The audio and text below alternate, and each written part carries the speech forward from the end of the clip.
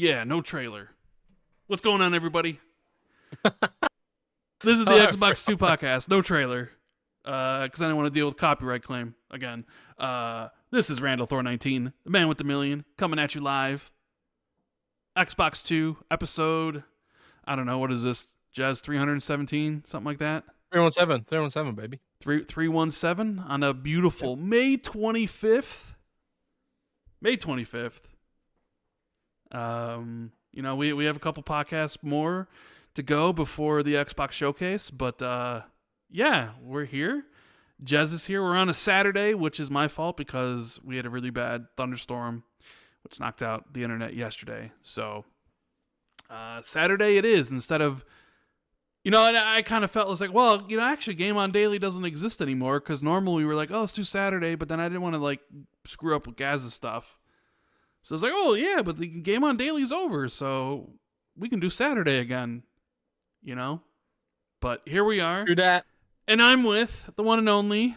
He's back after a week away, after we had the wonderful guests, Lord Cognito of ILP and Code Eastwood.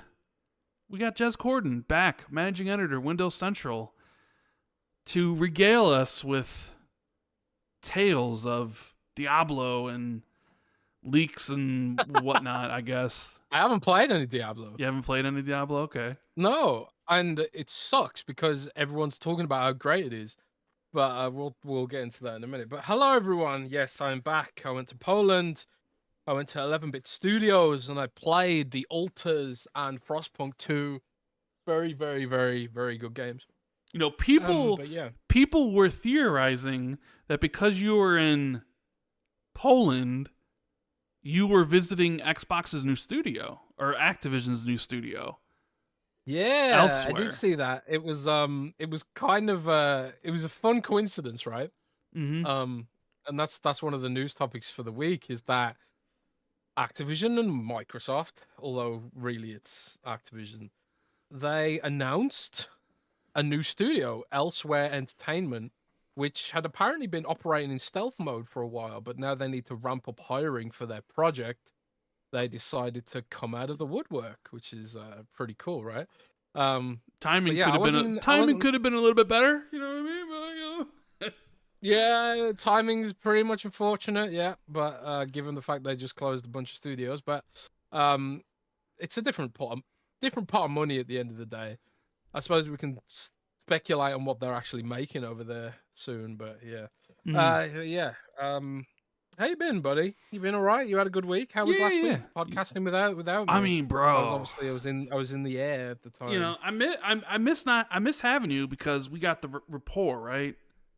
But then I talked to Colt and Gaz, or not Colt. I mean, I do talk to Gaz a lot, but I talked to Colt and Cog so much that it was just like it just worked, man. It was really good discussion. You know, we were telling tales from each other about how Code Eastwood, you know, and I still have yet to, you know, let him live this down when he said to me, "Where'd you get that code?"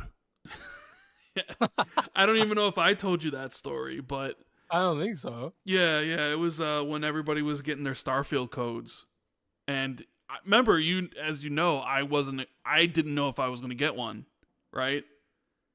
And then I did, and I was like, "Oh, sweet." And I think Colt was away visiting family, or he was at the beach or something, and he's seen everybody get their codes, like me, Cog, Lord Attic, King. Everybody's like playing Starfield, and he's like constantly F5 in his email, like reloading on his phone, but there's no email, and he just gets sad, right? Like he's like, you know, so he texts me, and you know, sometimes you'd be like, you think his text would be, "Hey, congrats on getting Starfield. Let me know what you think," or whatever, right? But his text to me was, "Where'd you get that code?" That's how I assume he said it. It was obviously, "Where'd you get that code?" But in my mind, it's him just like holding really tight onto the phone, like it's breaking, and he's just so upset that he's just like, "Where'd you get that code?" You know, like, yeah. So we told some stories. It was a fun time.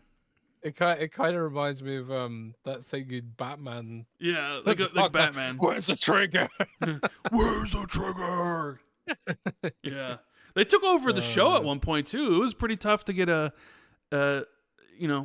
talking in that one. Like they basically hijacked the show. Like Sea Lord of Bravo says in the chat, no shade at Jez, but the show with Cog and Colt was pretty damn great. Yeah, man. Well, there you go. I'm now chopped liver. You can get Colt in, and I'll yeah, because Colt and Cog don't have their own podcast they do every single week. I'm sure they want to let's add another one on top of everything else we already do, right? True that. So, well, everyone in this space seems to try and bite off more than they can chew. Anyway, I think. Yeah. Do any of us actually sleep? I don't know. I have, but not, anyway, I've only slept 2 hours. So, and I was on a podcast earlier already for like an hour and a half with Everborn and Casante and Wandering Dutch and OBM. I had just missed Paris Lily because he always ducks me when it comes to podcasting. But yeah, so I'm running on low amount of sleep because you ever just have those nights where you lay down but you just cannot fall asleep no matter what you do, no matter what position you try to sleep in, no matter if you put fans on or the air conditioner on, like you just lay there and sleep just never comes. Every day, huh? Every day, yeah. Today I went to sleep. When did I go to sleep? I went to sleep at 11 a.m. I slept till 6 p.m. So yeah, sleep is just an abstract concept to me, I think. Well, I want to thank everybody for tuning in on this Saturday. You can do us a big favor. Make sure you hit the like button while everybody's getting in here. Share this out. Let everybody know that we are live on this beautiful Saturday. And we're going to get the show rolling because, we're going to do that. I don't know if I want to do a 4-hour show today because I'm kind of tired, but we're going to try to make it happen. Maybe we'll see how it goes, essentially. But Jez, when every time we say we're not doing a 4-hour show, we end up doing a 4-hour show every time, and then Jez will be like, "Hey, can we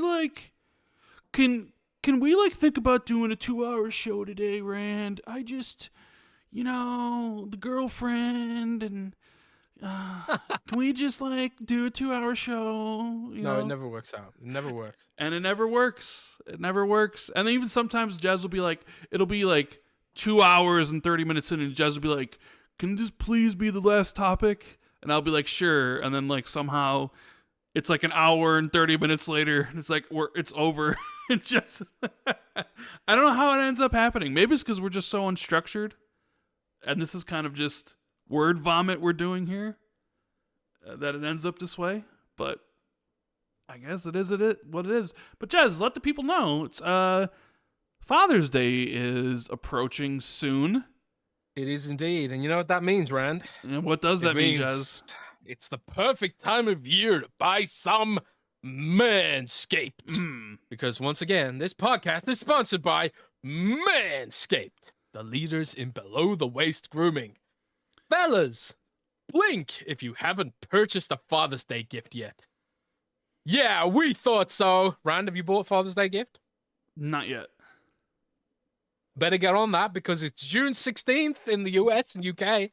And, the perfect, most ideal gift would probably be Manscaped, the leaders in below-the-waist grooming. Maybe your pops has had a bush since the 70s, and that's okay. Our friends at Manscaped have crafted the total package for this special Father's Day. Whether it's for the boys downstairs, the beard upstairs, or even the best pair of boxer briefs out there, Manscaped has all his bases covered. Head over to manscaped.com and get 20% off and free shipping with code XB2. From daddy to zaddy, trust Manscaped. What is zaddy? Is that a Gen Z thing? I think it might be. I know. Someone in chat, tell me what zaddy means because I don't know. Remember that old beard trimmer your dad's been using since you were a kid? Yup. It's time for an upgrade. Introducing the face shaver that's a must-have for that smooth finish Dad loves. The Manscaped Handyman. powerful and compact, this face shaver isn't just for home use. It's perfect for quick touch-ups on the go. Its precision blades ensure a clean shave every time, making it an essential tool for any dad's grooming routine. If your dad prefers rocking a scruffier beard, then the Beard Hedger Pro Kit is the ultimate beard maintenance kit for him. Get 20% off and free shipping with the code XB2 at manscaped.com. That's 20% off and free shipping at manscaped.com. And use code XB and the number 2. Never forget where you came from, if you know what I mean. Happy Father's Day from Manscaped.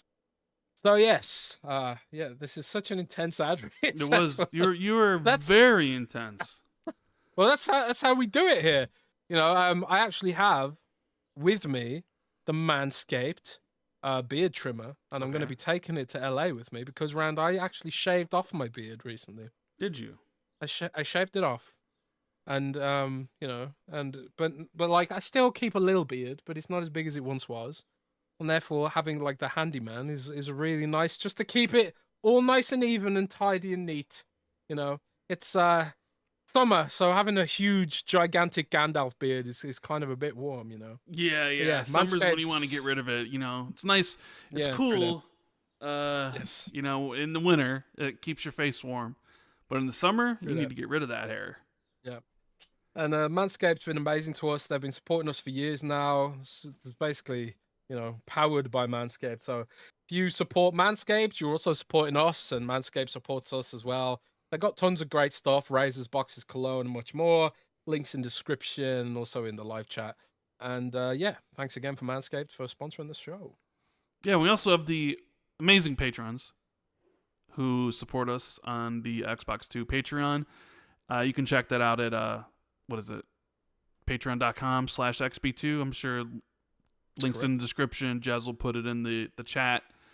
Hopefully everybody enjoyed the Jeff Grubb Xbox 2+1. It was nice to talk to Jeff, and after a year he's been on. We had him on last year, roughly the same time in 2023, kind of getting a feeling of what, you know, he's been thinking so far this year and everything that's been going on. So that was a nice conversation to have with him. That's available on Jez's channel for anybody who wants to check that out still. We should be doing an Xbox Ultimate on Tuesday. Before Jez flies to LA. Now, Jez, the Xbox Showcase and SGF is like the 7th through the 9th, but you're going to LA on the 29th. Why are you going so early, bro? What's up? You seeing some secret things? Yes, I have some secret meetings way before the Xbox show. So I'm going to LA for like 2 weeks. Yeah. But we're still going to be doing podcasts in LA because I'm going to take a nice little lavalier microphone with me, as well as my little laptop, and we're going to still try and rock the podcast even from LA. We'll see how it goes. The audio quality probably won't be as good, but at least we won't be skipping any shows. But I'm also going to try and do some video content out there because obviously, like, I'll have access to exclusive games, exclusive footage of said exclusive games. So yeah, it should be a nice show, and there should be a lot of content coming out there, you know. But yeah, and we got some shout outs here I'm going to get to, but question thread is up. Anybody wants to drop a question, make sure you go over there, and we will answer at the end of the show. But we have shout outs for episode 317. We got Straight Allure. We have Xbox Dave, Jay Peltier, Thurgus, Christian the Password, Holy Dark Death, Steve Stompy, James Wiseau, Tricks Are for Trey, Battered Haddock, Army Dude 52C, Ryan Kipple, Foreign Object, Mythic Marty, Moronic Donkey 99, Randall Thor 19, Silas, Eric Gregory, James Moore, Fantasticals, Catriox, Bright Chandra 1, Trent Super is everyone's Fallout Daddy, Justin Duell, Frank Mariano, PB Broking, ACT and Madison, Governor Grimm, DZ Huffin, Achievement, The Scarecrow 121, Darren Tropey, Prof JJJ, Ghostface Killer, and Wolfgang KPZ. Thank you guys so much for supporting what we do here on the podcast. We appreciate each and every one of you. With that said, Jez, Tape Master Jujutsu said, at least Rand finally made a video this week. I did! Yay! Let's rejoice! Yeah, you made a video! Yay! Made a video! It's been and it was 8 good. months. And I watched the whole... forgot how to Yeah. make one. You know, it's funny. Jez is like sending me a message like, dude, you're so good at this, bro. Like, what the hell? And I was like, thanks. And he's, what'd you say? Like, are you sure you don't script it? I'm like, no, I don't script it. I just, read off. Everything's off the top of my head. But the funny thing is, though, Jez, you don't see all the stuff I cut. Because the original, like, audio file was 25 minutes long. And I cut, like, 8 minutes out of it to get it down to 17. Damn. So, That's a lot. well, it's not all mistakes. Sometimes things don't work well. Like, I'll listen back to it and be like, I don't know. Like, this doesn't really seem like it's in the right spot. Maybe I should cut it. But, yeah, it was fun, getting back on the horse. Makes me kind of want to make more content and more content. So, I've been thinking about maybe doing something tomorrow or Monday, depending on how things go. But yeah, it was fun. I think you're an important voice in the Xbox community. No. Because No, you are. You really no. Shut up. You are, because you bring the level-headed take. We don't need level-headed now. Level-headed is left the window, left the building, I should say, not the window. No, but you do, and most of us, the Xbox content creators, we tend to have these sort of massive swings and stuff like that. But wait, are you saying people get emotional, like Jez Corden getting emotional? Yeah, a little bit. There's feelings based, and then facts based. Feelings then based. I think part of the problem is fact based, but there's also Rand based, and Rand based is just generally based. Yeah. So I think you're a nice palate cleanser. I think sometimes when it comes to creating this kind of stuff. For a lot of people, they just can't help tweeting. Like, for you, you're constantly like, I need to tweet out my thoughts and my feelings. I don't let anything percolate. You don't really sit there and think about stuff. So it's like, immediately got to fire off those tweets, get those hot takes, right? Yeah, and it's an emotional boom, boom, boom, boom, boom. My mentality is when I'm sort of, this is a habit I've had my entire life. It's sort of like, I don't like to think things through too much, because I kind of feel like the initial reaction is the most authentic one, right? Mm-hmm. In my head. And maybe that's the wrong way to go about it. But because obviously when I'm writing content, I do think about it, because I kind of have to. But my tweets are kind of like my authentic, genuine first reactions and stuff. But I don't know. But I don't want to change, because I feel like it wouldn't be authentic. I want to be authentic as possible. And I don't know why I have this thing about me where it's like I've got to be 100% authentic all the time, even if it's like gets me in trouble, and even if I change my opinion later based on new information. So I'm trying to be better and evolve a little bit, but I've always admired that about you, that you do let things percolate, and then you usually come back with a sort of more even take. And I think the Xbox community has missed you putting out that kind of content. So it was nice to see you make a video round. Is what I was trying to say. It was nice. I'm trying to give you a compliment. Thank you, pal. Maybe I just don't like. I feel awkward getting compliments. Well, get used to it, because I'm going to give you lots of compliments every day. Ooh. No. Anyways, we got some super chats, some member things we want to read, and we'll get into everything. We got Dave Ramos with the 2 Saturday Energy, Saturday Xbox, Saturday XB2. Yeah, maybe we should. I think I saw Fame say this on Twitter. Start calling ourselves the Multi-Platform Podcast. Apparently, the Multi-Platform 2. Yeah, could you imagine that? Oh man, that would be pretty hilarious. Well, we'd be like change it from XB2 to What would it be? Multi-Platform 2, MP2. MP2, Multi-Platform 2, yeah. The multi-platform too. I really want to shout E-Ranks in the chat. It said that post-tweet clarity. Yep.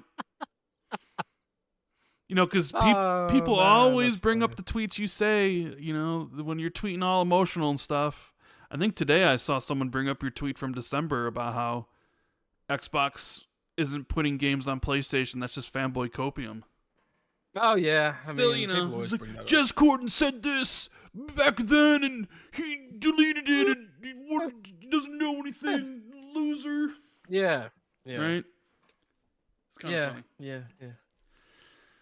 Yeah. Hitch with the $4.99 says, Jez, I am begging to know if the Gears collection is real, and if the Coalition know people want to play it on PC, Steam, and the Steam Deck. He's begging to know if the Gears collection is real, Jez. And if you're going to lose that bet to Special Nick. I honestly don't know for sure about Gears collection. A lot of rumors, though. A lot of rumors. There's a lot of rumors. With the Gears collection, it's like there's a lot of rumors out there. And, it's gotten to the point where it's like, I have to believe there's smoke. Here we go. There's fire. There's no smoke. You love that saying, where there's smoke, there's fire. Yeah, but I haven't been able to lock down any hard evidence at my end that there's a Gears collection even now, even despite all these rumors. And that's kind of weird because usually I can, like the Doom stuff, which we're going to talk about in a bit. Obviously I put that in my predictions article for a reason. And I think we even joked about a medieval Doom on this podcast. Like, I think it was like 2 or 3 weeks ago. We were like, dude, what if there was medieval Doom? I don't know if people caught that, but yeah. Yeah, we joked about could Doom be medieval this time around? Yeah. Yeah. So yeah, and that was locked down, and also the fact that Doom's coming to PlayStation, locked that down as well. But the Gears collection, I can't even lock down the fact that it exists. And I think part of that is because, I don't know, the Coalition, maybe they're just more secretive. The fact they're up in Canada maybe makes it easy for them to contain things. I don't know. And I don't doubt Special Nick, because obviously Special Nick is relentlessly correct. Relentlessly. I like that. Yeah. I mean, he puts a lot of, rumors and speculation out there, which I think, again, gets misconstrued as reports sometimes. I've fallen afoul of that myself. But, when Nick actually puts his name to something, it usually turns out to be true in recent times, at least. So, I don't doubt the existence of the Gears collection, but I just can't verify it at my end, I'll put my hands up. I'll admit when I can't get information about something, and that is specifically one situation where I can't get information about it. So we'll see what happens. If it is real, I would expect it to be at the showcase, right? Yes. I would expect it to be launching this year too if it's real. If it's at the showcase this year, I would expect it to launch this year. You don't need to announce something like that a year in advance. No, you don't. So I would imagine, because I don't know if this show's going to be the prediction show. Maybe it is. Maybe it's not. I mean, you did write your prediction articles, so maybe this will be the prediction show. But we still have 2 more episodes to go before the actual showcase. So maybe this will be, but I already wrote it. I put it out there. I know you put it out there. I'm saying, so maybe this will be the prediction episode. I don't know. When I title stuff and it's like, okay, what's the big topics for the week? We got game showcase, Hellblade 2, discourse, Doom. I think you should make a video. No, I'm probably am going to. I've been making. I'm just saying this episode specifically would be right, but. One of the things I think you said in your predictions was Gears 6, right? You think Gears is going to be revealed this year? That is a prediction, yeah. My prediction I think Tom is Warren's Gears 6. been heavily hinting about a Gears game all year. Yeah, Gears 6, it seems, is... I think there'll be a Gears 6 teaser, or just an announcement that it's here without any sort of time frame given. But probably the next couple of years for that to be released, I would expect. Yeah, so just... in my opinion. Yeah, the collection... I would include that in my predictions. I haven't sat down to really think about what I think is going to be at the showcase. Because there's a lot of things that could be there. Not just, the games, or the games... what was the games that we had labeled last year? Wasn't the Mysterious 6. Elusive. The Elusive 6. And it was Fable, State of Decay 3, Everwild, Perfect Dark, Avowed. What was the last one? What was the 6th one? That's 5 games. Oh, Pokemon. Not Pokemon. Oh, no. Either way, it was like the Elusive 5 or the whatever it was, right? And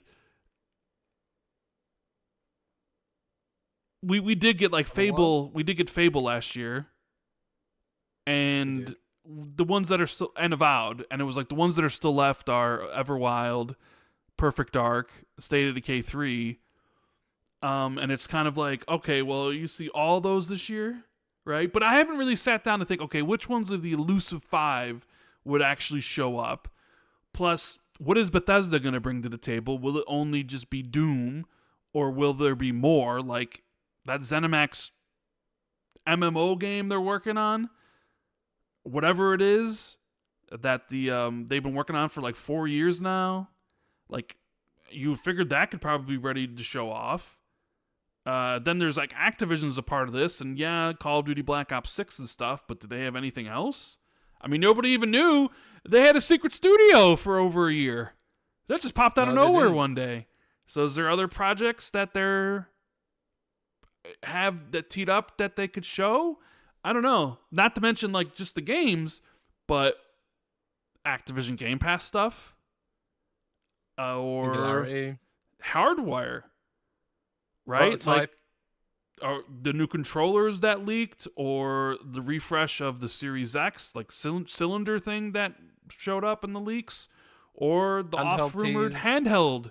Is that, Sarah Bond said they would tease some hardware at the end of the year. Do we go here and get a tease of the heart of maybe the handheld or something? Or I don't know. There's a lot of things to really kind of sit down and think about. Okay, what could be at the show? Plus, there's third party. There's always going to be third party, indies to maybe AAA stuff. Although Xbox kind of typically shies away from some of that stuff in recent years. Mm-hmm. But yeah, there's a lot. I don't know. But Gears Collection, I've been thinking for a while is real, and I've been thinking this is the year we see Gears 6. And that the Gears Collection would also be like... The way in my mind, how I envision the announcement is essentially the last game announcement before they switch to the Call of Duty deep dive, right? So in the same position of Clockwork Revolution, and it starts with the Gears Collection, and it has a date, like coming in August. Or maybe like beta in July or something, where it's like real soon, but it's like releasing in August. And then, but it's like, but wait, there's more. And it's a really, really short tease of Gear 6 without a date. But now the Gears Collection's real, and here's Gear 6. And then Phil comes on stage to just go over the whole show again like he always does, and then it's boom, into Call of Duty. That's how I think the show ends. Because remember, I said, so like to me, I have show opener, Perfect Dark. You kind of follow in last year's footsteps. You just come out swinging for the fences with Fable. Right? A game that people have been wanting to see for a long time. And you just start off the whole show with it. You start the footing on, put your good foot forward, essentially. So boom, Perfect Dark. Start that off first. Get people excited. Like, oh, okay, what's Crystal Dynamics Initiative cooking on? And then last, it's a new game, and it's Gears. And, judging from the praise that everybody has, at least for how Hellblade 2 looks, and Digital Foundry calling it basically like the high point of like real-time graphics. Could you imagine what the Coalition's going to cook with Gear 6? Like, they're the Unreal experts outside of Epic. Yeah, I mean, when has Epic ever made a photorealistic game, though? True. I think the Coalition's even beyond Epic at this point. But it's intriguing because Shinobi, I believe, Shinobi. I believe Shinobi has put out there that Gear 6 might even look better than Hellblade. I'm sure he put that out there on Reset Era or something. Maybe unless I'm going crazy, and maybe if I'm misattributing something to Shinobi. I mean, that would be nuts because Hellblade 2 is words really can't even describe how amazing Hellblade 2 looks. And I know it's not your type of game, and we'll talk about Hellblade 2, but even you, when you were playing it to me, you were like, this game looks insane. Yeah, and it does. It's crazy. So to imagine... And it's... Go ahead. Go ahead. Keep on going. Well, I was just going to say, like, I've been to Iceland Mm-hmm. fairly recently, and it's kind of adds to the mystique about the game, because it's like, oh my god, I've literally been there, and it actually does look like that, you know. So yeah, it's really impressive stuff. Yeah. But anyways, so I do think the Gears collection is real. I do think we will see it this year. I even think it'll release this year. And I wouldn't be so long-winded way to answer this. Yeah. And I also do think it'll launch on PlayStation. This is why the shows end up 4 hours long. I know. I'm sorry, sue me. But I also do think it'll end up on PlayStation as well. But that's the big question, isn't it? Well, if they do announce the Gears collection, will it end up on PlayStation? And like I wrote in my predictions article, you will probably see some evidence about Microsoft's evolving thought process with regards to the multi-platform situation. I've said on Twitter, and people got mad at me for saying that there's no red line. I said that I don't think Microsoft has a red line here, and that any game, even Halo and Forza and Gears, could go to PlayStation. If the Gears collection is slated for PlayStation, then you know there's no red line. So that was kind of like why I put that in my prediction. I do think there's a difference between Gears collection and Gears 6, but I'm sure most people wouldn't really clock the difference, or people just say, well, Gears is there, so, you know, it may not be the new Gears, but it is Gears collection. Like, I do think Gears, there's a fundamental difference between a collection of older games and, you know, a new release, but... Yeah, sure. But I think, like, at best, you can hope for timed exclusive.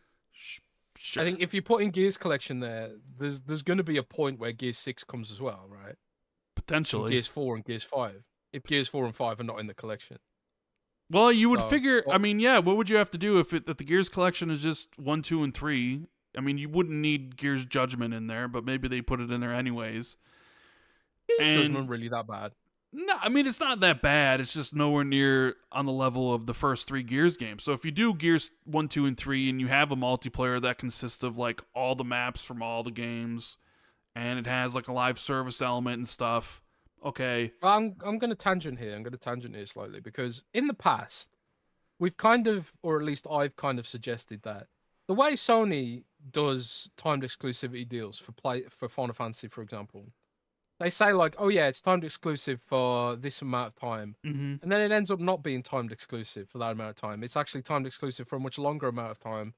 And it kind of like, it casts an obfuscation over Xbox, because it's like, you never know when a game will ever come to Xbox, right? Could put in the Gears collection on PlayStation, but not Gears 6.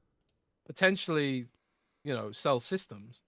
Because if people are like, oh, actually, I do remember Gears, and actually, I really do love Gears. I don't know. And then it's like, when Gears 6 rolls around, it's like, well, actually, maybe I do want to get I do want to check out Gears 6. Maybe I'll get an Xbox Series S when it's on sale or something. Is there some kind of play there, or is that a stretch, do you think? I mean, I also do think it would be pretty weird for them to, like, put the collection on PlayStation and then just jump to 6. Because what about 4 and 5? That'd be like Final Fantasy, Square Enix being like, all right, Xbox fans, guess what? You get the 3rd game of the Final Fantasy Remake trilogy. You get Final Fantasy Reunion, but you don't get Remake and Rebirth. You don't get the first. So you don't get any of the prior... Sure, and you can like look it up and whatever.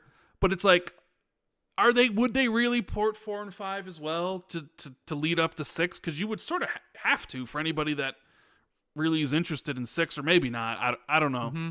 I don't know. There's things you would have to think about like, well, would people even want to play Gear 6 on PlayStation? Because if they don't have the full story, would people even want to? I don't know.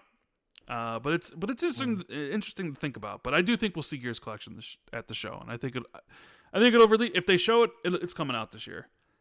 Yeah. We got A lot of people in chat are not happy about the idea of Gears Collection. Well, yeah, coming to I mean, I PlayStation. wouldn't. Yeah, because like Gears is It's a one pillar. of it's like one of the games that's like the soul of Xbox, right? When you consider what is Soul of Xbox, Xbox. you know, you consider Gears, you consider Forza. It's definitely Halo. There are games that when you see scream, this is Xbox, and something like Doom, you could, you know, whatever. We'll talk about that when we get there, but Doom doesn't fit that category. No, And every Doom game on PlayStation already. yeah, so but something like Gears, something that is core to the success of the 360 and you know what they've tried to do with the Xbox One, like that is a core franchise. And you would put it over on another platform, not only potentially like PlayStation, but maybe even the Switch too. I mean, you kind of reap what you sow at that point. True that, but they'll make a lot of money for it. Yeah. And maybe people just don't care about exclusives. I mean, I did put a poll on Twitter. Do you care if games go exclusive? And only 25%, 28% roughly, people said they actually thought it was a bad thing. Well, I will say the more games do go, the less people will care about it. Because they'll just... It's kind of like what happened with PC for Xbox. When Quantum Break was announced, if you remember, people lost their minds. Everyone freaked out. And it was like, what the hell? Because it was new. And then eventually people just were like, oh, whatever. You know, so right now the news is like, you know, this is like, what, really? No, that can't happen. And then once it becomes commonplace, you just kind of, you accept it for what it is. And either you just move on and play like you've always played, or you essentially are like, you know what? Platform's not for me no more. I'm going to go to PC. Or you know what? I'm going to go to PlayStation.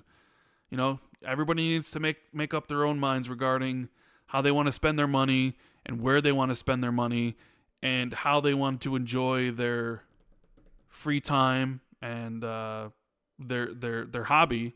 And that's up to each individual person to decide.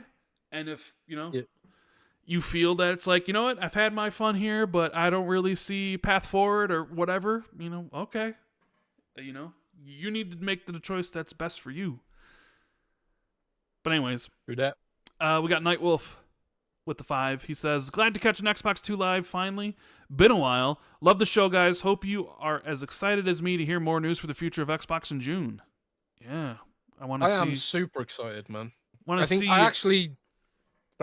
just going to say, I genuinely believe, but in terms of raw quality, Xbox is going to step up a gear this year. And it's kind of a shame because it's going to be like overshadowed by all the questions about, oh, well, when's this coming to PlayStation? When's this coming to PlayStation? Well, I mean, they're the ones who did it themselves. So yeah, they did it themselves. And like, you know, it's what I want to remind everyone. You know, don't shoot the messenger. This is like Xbox's choice. Specifically, I reckon, you know, Satya Nadella has made no secret about the fact that he wants Xbox's software to be everywhere.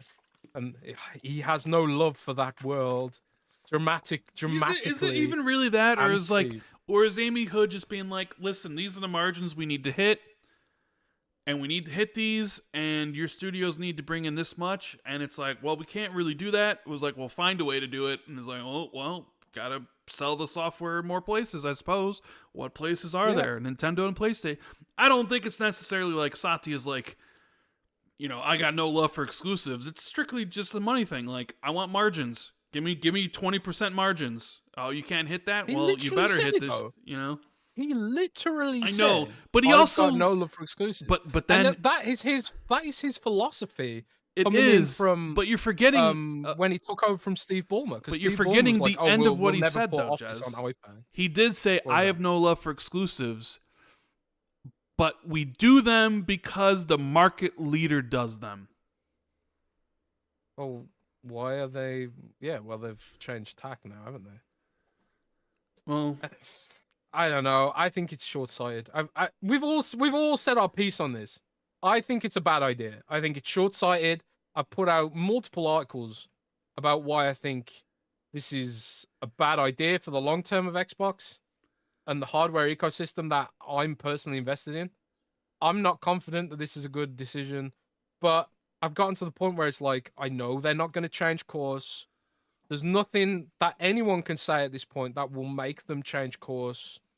And so we just have to decide, do we live with it now or do we move on? Because there's way more important things to care about than this, you know? And I'm not going to stress about it anymore. If it, whatever happens, happens. I'll go down with the ship.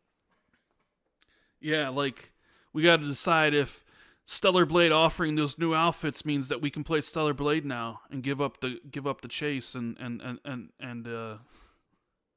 did you see that stuff?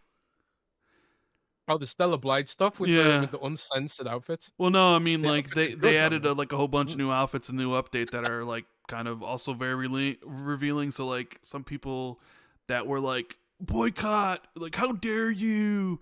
They're like, well, maybe this is okay now, and this is like a we're sorry update, adding new outfits or whatever.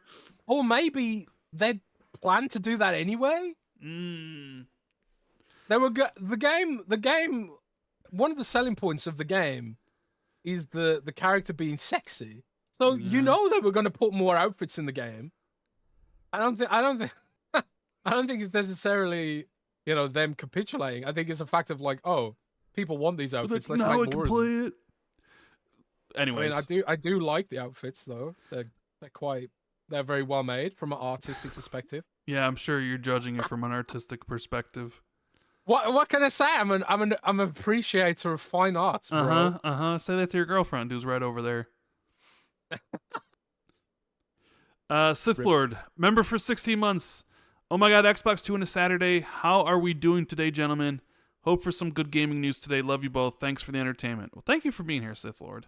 And we are doing Sith Lord is awesome. Pretty good. We're doing good. I see I did get a DM today from somebody be like, are you and Jez going to be watching King and Queen of the Ring? And I was like, nah. Is that I saw a clip from it. I saw Sami Zayn doing a triple German suplex on two dudes. I did see someone said to me that Gunther is the King of the Ring. He won. So. Oh, is this King of the Ring? Yeah. They've changed the name of it. King and Queen. Oh of the yeah, Ring. because it's King of the Queen of the Ring. Oh, that makes sense. I thought they'd stopped doing King of the Ring. I think they did, but they brought it back. Yeah. I still haven't finished watching WrestleMania. Jeez, what are you waiting for?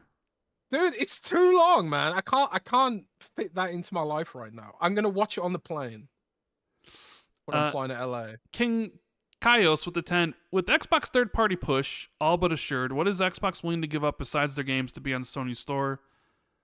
And how much can Sony extract before Microsoft's reevaluates? Is there even a limit? See, one thing that I do believe is that if Microsoft does find that the monthly active users of Xbox goes down as a result of this push, if they do find that, I do think they'll change course.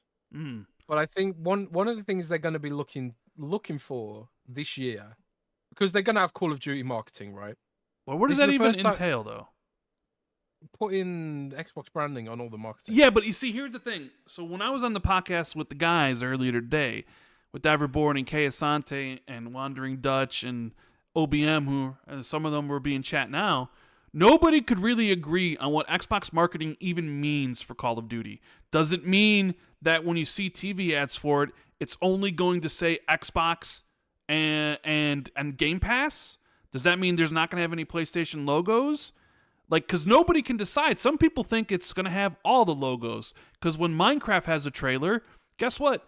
All the logos are on the Minecraft trailer, right? So, like, nobody's even really sure of what like Call of Duty marketing even looks like. Sure, we've seen what it looks like on PlayStation and even on Xbox in the past, but nobody even really knows what it looks like now. Like, is there going to be an exclusive, hey, here's the game bundled with the Xbox console for the holidays, which is always something pretty big. There's discussion to be had about how deep do they go into the marketing. Will it be strictly Xbox related, or are they going to be like, I'd be like, you know what? We want to sell this everywhere, so it's also on PlayStation. You know? Yeah, I mean, I'm just speaking theoretically here. Okay. I have no idea what they're doing with their marketing, but just imagine that they do like old school Xbox 360 marketing Sure. for Call of Duty. Yeah. And I do know they've got a marketing deal with a major upcoming third-party game for this year as well. Was it Star Wars Outlaws maybe? Well, actually, multiple then. Well, I mean, because Star Wars Outlaws was at Xbox's show last year. I don't know if it has the Xbox marketing. Maybe it does. It does. Okay. So the Star Wars Outlaws and another one, which I think I don't know if I'm Has allowed it even been to announced speak yet? about that one. Oh, you don't even. Yeah, we got. This is a game that's been announced. Is it? Assassin's Creed Shadows. They've got that as well. We got. So what? So now it's even another one past Assassin's Creed Shadows. Yeah. So there's another one.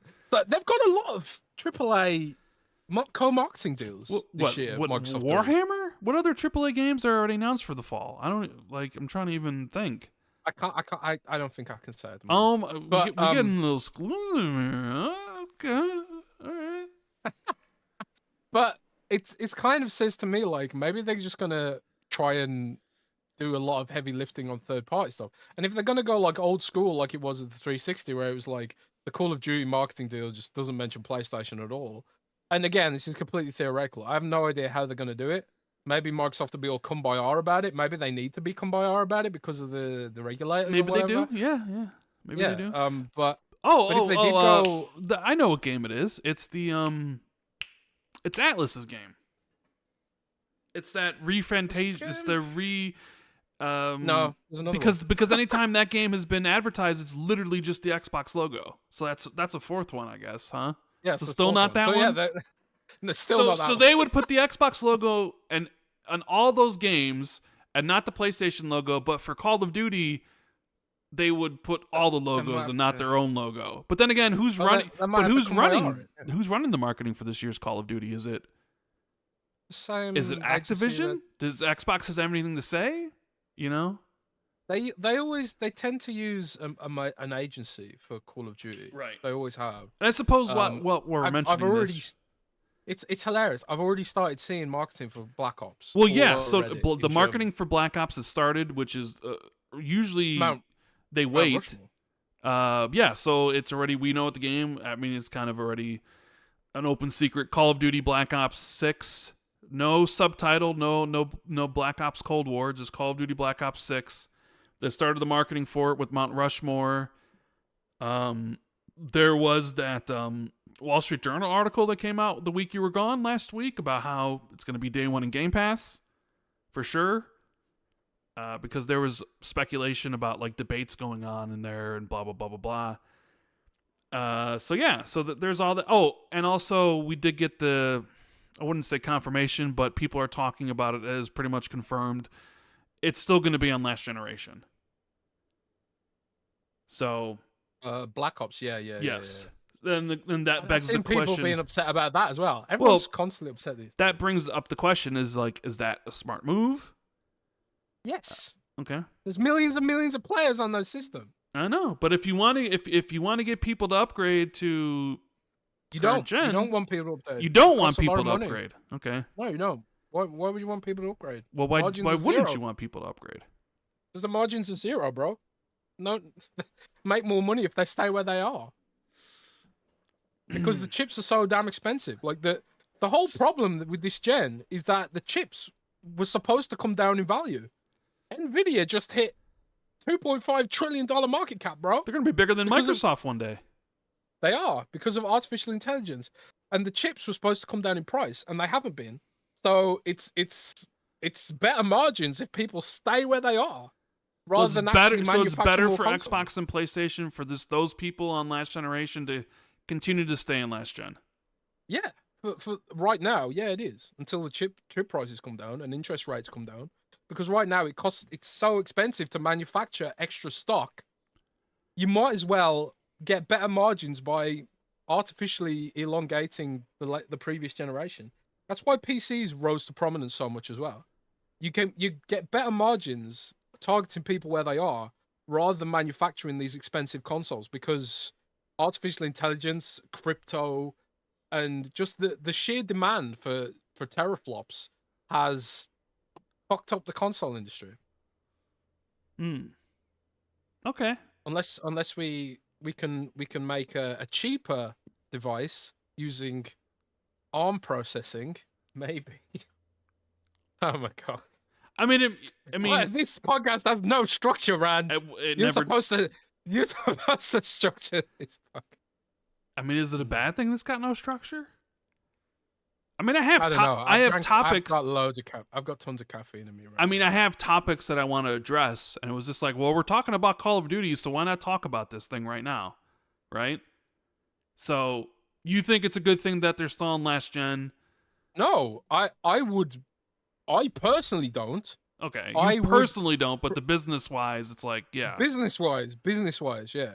Business wise, the margins are better for them if it's all cross gen. And the Beer Baron in chat, so by your logic, Jez, would you want GTA 6 on last gen consoles too? I personally don't, but the margins are better mathematically, analytically speaking, if the game is on everything, you know? Sony will Take-Two will make less money because they haven't put GTA on a past gen system. A lot of people will just be like, well, I'll keep playing Fortnite then, or I'll even still I'll keep playing Grand Theft Auto Online, GTA 5 Online or whatever. A lot of people will upgrade for GTA 6, and I think the console manufacturers are like, you know, interested to see what that looks like. And if more and more people do move to next gen, then the margins will improve. But it's just this weird sort of halfway problem right now where the demand for graphics processing has completely messed up the entire business model, the entire business proposition. It will get better over time, you know, and you know that's why, you know, Sleepy Josephine Biden or whatever his name is these days, um, he's done the CHIPS Act, right, which is supposed to increase the supply of high-end microchips, with like these huge subsidies and these huge tax breaks, but it's going to take a while to spin up those fabricators, right?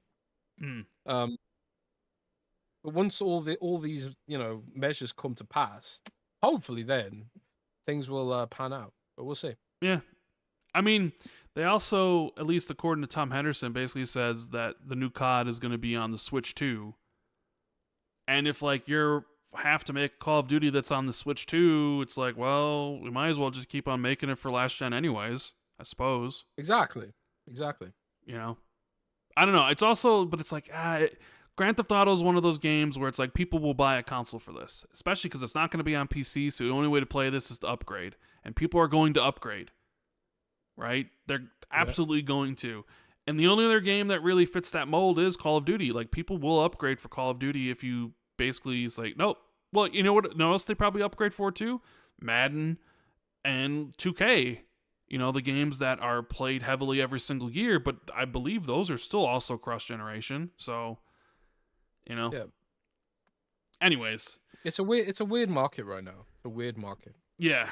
It'll go back to normal. Yeah. We have Wagerman with the 10. Hey, gents. I'm over this outrage with multiplat. It seems to have tailed off, even with the Doom leak. I look at the years ahead, and if we're getting 6 to 10 good solid games per year and 1 to 2 multiplats, I'd be happy. Okay. Yeah. I mean, everyone's gonna have their own feelings about that, right? Some people aren't gonna care. Some people are they're gonna be really upset. Some people will just be mildly annoyed. You know, but yeah, I mean, everyone's got a different feeling about it. Some people are just like annoyed by the lack of fight that Xbox is showcasing here, and it's kind of irritating because Sony's entering a bit of a dry period right now. So you think this will be an opportunity for Microsoft to be like, look, we've got Avowed, look, we've got this, look, we've got that, and maybe even like, you know, be aggressive and be like, look, Doom's exclusive, and you don't have anything to play on PlayStation in the next however many months. I don't know what the roadmap looks like for play PlayStation. Sea of Thieves on PlayStation. Yeah, that Microsoft's helping PlayStation to have a better year by giving them games. So like you'd think this, you know, this is a good opportunity for Microsoft to try and push the console bit and narrow the gap a little bit. But because of the margins just ain't there. It's much cheaper rather than manufacturing your own hardware and selling it for potentially zero or less margin. So just put the game where people are, you know. But that's why I think like they could pull back on that strategy if A, it becomes cheaper to make the consoles, and B, they do find that putting the games on PlayStation actually harms their monthly active users on the Xbox ecosystem. So yeah, it remains to be seen. All right. We have Web Dave with the 199. Says Rand, fire. Any Final Fantasy news at Xbox Showcase? Hit the thumbs up. Yeah, hit the thumbs up, people, if you're enjoying the show. Any Final Fantasy news? Well, I mean, you were gone, but we did see that basically Square Enix said that the Final Fantasy 16 and 7 Rebirth and Foam Stars all missed their expectations. Shocker. There was an interesting thread about how like the budgets and decisions of those games were basically decided like back in like 2016, 2017 before Fortnite and all that sort of stuff. I thought it was pretty enlightening. I would not be surprised if we do see a Final Fantasy there, and if I had to pick one, it'd probably be Final Fantasy 16. If one was to show up, I think it would be that one. Yeah. I want the Pixel remakes though, man. Yeah, but I mean, I don't know if that's not like a showcase worthy sort of a thing. What are you talking about? I would put the Pixel remakes right at the end. No, that's the biggest. Yeah, that's the biggest. Sure. Announcement, bro. Yeah, for you. Tate Master Jitsu with a 199. Phil promised exclusives and backtracked. Anger is 100. Yeah, people are angry. There is going to be exclusives. Like, I don't think, even though like Doom is probably going to PlayStation 5 day and date. Obviously, we've reported that, but it's not true until it's official, right? Obviously, Doom is most likely to go into PlayStation day and date, but Avowed isn't. Avowed's still going to be exclusive, presumably. I think that's going to be day and date. And there'll be other games that are day and date, you know, like Hellblade, for example. And also Shattered Space DLC for Starfield, that's going to be Xbox exclusive. So there are kind of a bunch of de facto exclusives, but I think what people want to see is Microsoft actually define what their strategy looks like and which games will and which games won't go exclusive, blah, blah, blah, blah, blah. Will Starfield ever come to PlayStation? Or maybe Todd Howard's just like, rather than spend resources porting Starfield, we should probably spend the resources making a new Fallout and leave Starfield to be exclusive to Xbox. We don't know. And I think like having that clarity, a lot of people want that clarity, right? But I don't know. And yeah, we've got Redfall as exclusive, bro. What more do you need? Yeah, Redfall, huh? Maybe we'll get Scalebound as exclusive. Yeah. Equinox says, hello, guys. Are you going to make predictions? Potentially. We'll see. Hitch, why hasn't Halo Wars 2 come to Steam? Has 343 forgotten? Was that even supposed to be a thing? I saw a build of Halo Wars 2 with Steam stuff on it a long time ago. And for some reason, they just never ported it. They cancelled it and they never bothered with it. I think it's a damn shame because Halo Wars is a great game. And they just sort of walked away from it too early. I think they just didn't have a pipeline for porting it or not enough budget or something like that. And I don't know. One thing that I really wanted to see Microsoft do was acquire Relic. I don't know if you saw this way around, but Relic worked with a bank they've employed a bank to handle going independent from Sega, and they've won investment to go fully independent. But I just can't help but think like Relic would be the ideal acquisition for Microsoft to support Age of Empires. Maybe they could do a port for Halo Wars 2 to go to Steam. What about StarCraft? You know, there's a huge demand for StarCraft out there that isn't being fulfilled right now. Hell, get them working on Heroes of the Storm or something. They're experts at this stuff. But yeah, I don't know what's going on with Halo Wars, man. I'd love to see Halo Wars move to Steam, but I don't know. Wagerman, member for 80 months, says, what if 80 months? Jesus.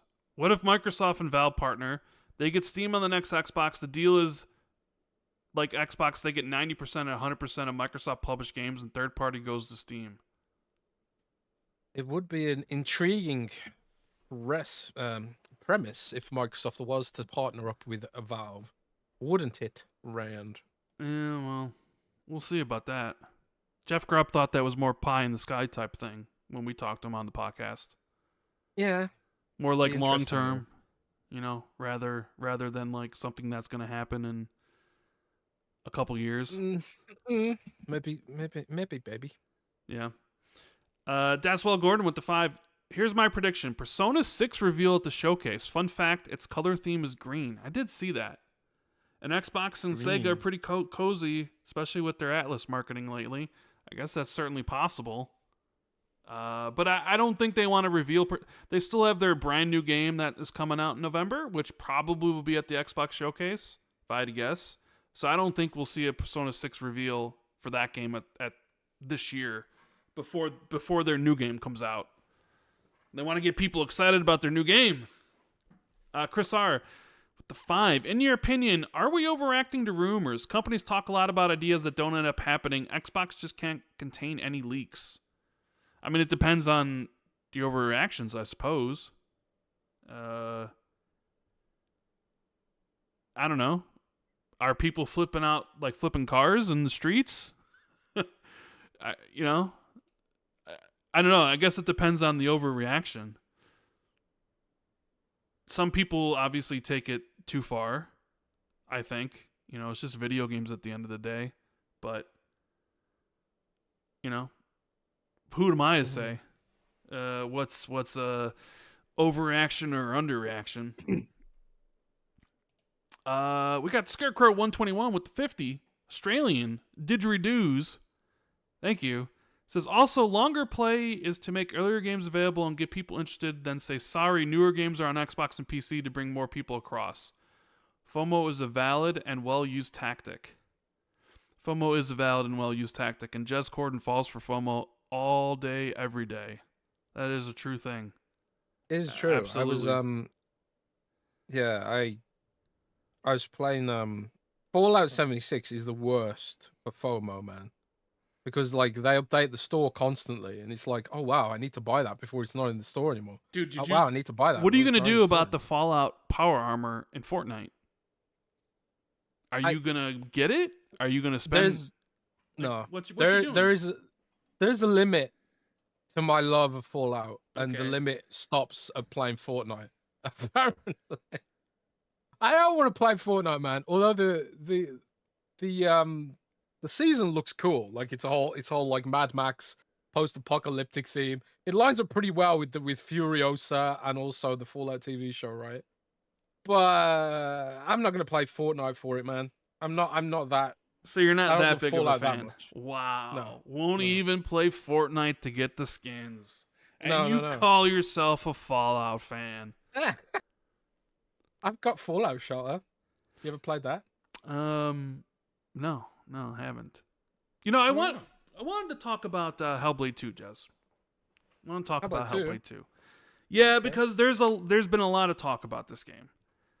The reviews are out. The numbers from Steam, people can see.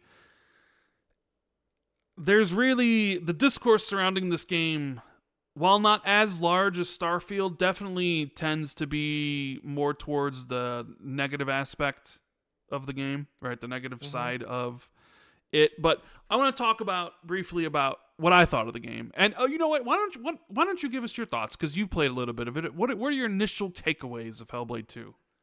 Yeah, these are very, very initial takeaways because I've only done the first couple of fights or whatever, and so I haven't played it a huge amount because I've just been so busy. I've been in Poland and then I've been trying to hit embargo with the altars and all that kind of stuff. But my initial, because obviously everyone talks about the graphics and the visuals, right? So my plan was I'm gonna play this with my girlfriend because she's not a huge gamer. She plays a bit of Candy Crush and stuff like that. She has played Limbo and Inside though, and completed them. She likes the side-scrolling puzzle games. So I thought, like, she likes Limbo and Inside, side-scrolling sort of linear-ish puzzle games. Maybe she'll like Hellblade, right? And she was like, it was fun watching her reactions to how the graphics are, because she was mind blown, and I too was mind blown Mm-hmm. because it looks absolutely unlike anything I've ever seen in terms of just raw quality. Right. Like, oftentimes when in game development, oftentimes you'll see the priorities fall on where the developers expect your eye to be drawn. So, like, character models are usually a lot higher quality than the surrounding environment, or like the random objects in the game world and stuff like that. But Hellblade is just every single object and every single item has this, like, there's just so much love poured into it. Like, I was joking on Twitter that I was, obsessing over the rocks and the cliffs and the crags and the volcanic landscape and the way the water and the rain interacts with it, and then the lighting interacts with that on top of the sound design. It is a work of art. It is a stunning technical achievement that is worth experiencing in its own right, purely on that basis. But at the same time, I was immediately disheartened when I saw those damn perspective puzzles again. Mm. Can't they come up with anything new? The I'm just puzzles. the puzzles are terrible. I don't like those. I hate it, man. It really trips up the gameplay. It really detracts from the cinematic atmosphere to have this arbitrary road bump where it's just like, okay, now hold the trigger and adjust the camera until something happens. I hate that, man. I mean, I just hate it. And yeah, it's not a big deal, but it's so jarring and it takes you out of the everything that the game is trying to be. And then, like, I get to the combat. Combat supreme. Like, it's simple, but it's so visceral, man. Like, leaving slash marks on the bodies and, tearing the cloths and stuff like that, the clothes. It's amazing. But yeah, I just I can't help but feel this disappointment that, it's not what I want it to be. Mm. And it feels selfish because it's kind of like, well, this is the game the developers wanted to make. This Right. is their art. And I'm okay with that. I'm like, it's not for me. And that's fine. And I appreciate the game for what it is. But I just keep sitting there thinking, this could have been a full bore action game. I would have loved to have seen this have more combat or more gameplay systems, you know, reach a little deeper with maps and stuff like that. What would the game look like with these visuals with more gameplay? Mm. So there's a selfish aspect to that, and I completely acknowledge that.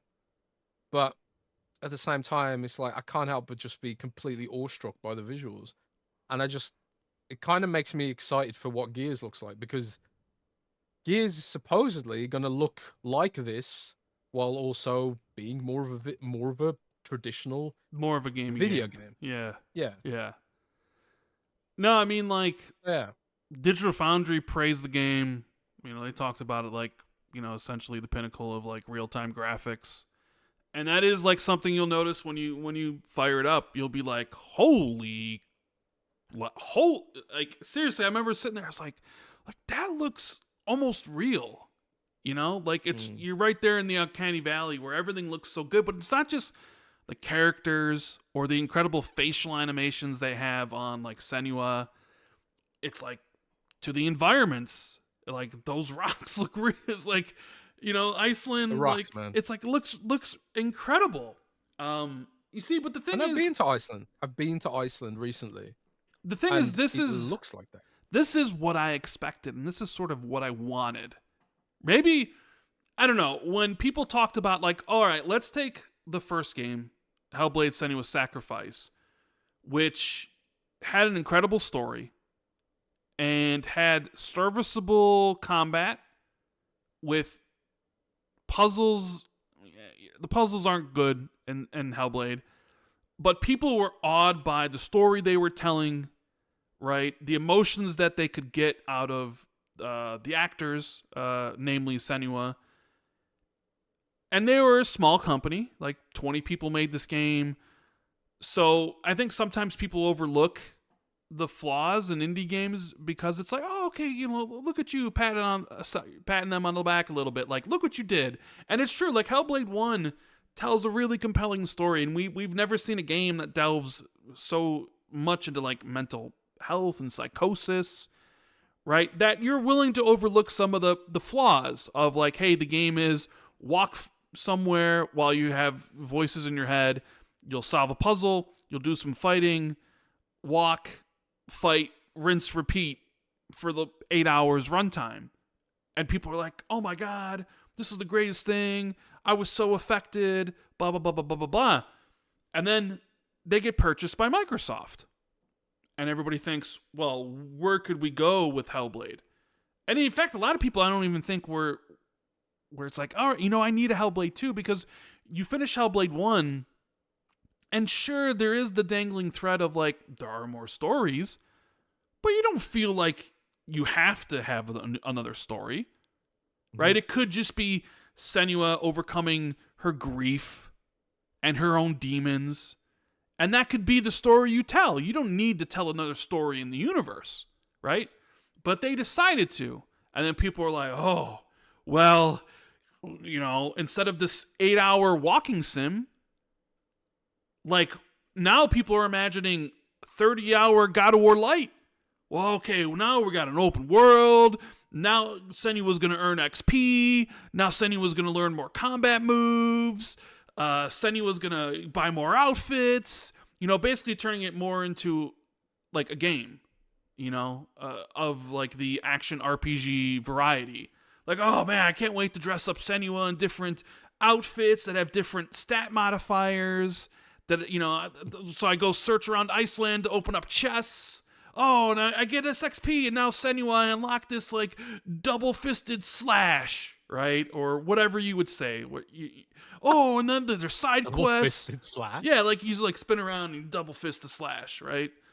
Oh, and there's some side quests you pick up. There's some fetch quests. It's perfect. That's what people want, right? But what Ninja Theory apparently wanted to do was to go further into the realm of cinema, right? To bridge the gap between gaming and movies even more than Kojima does.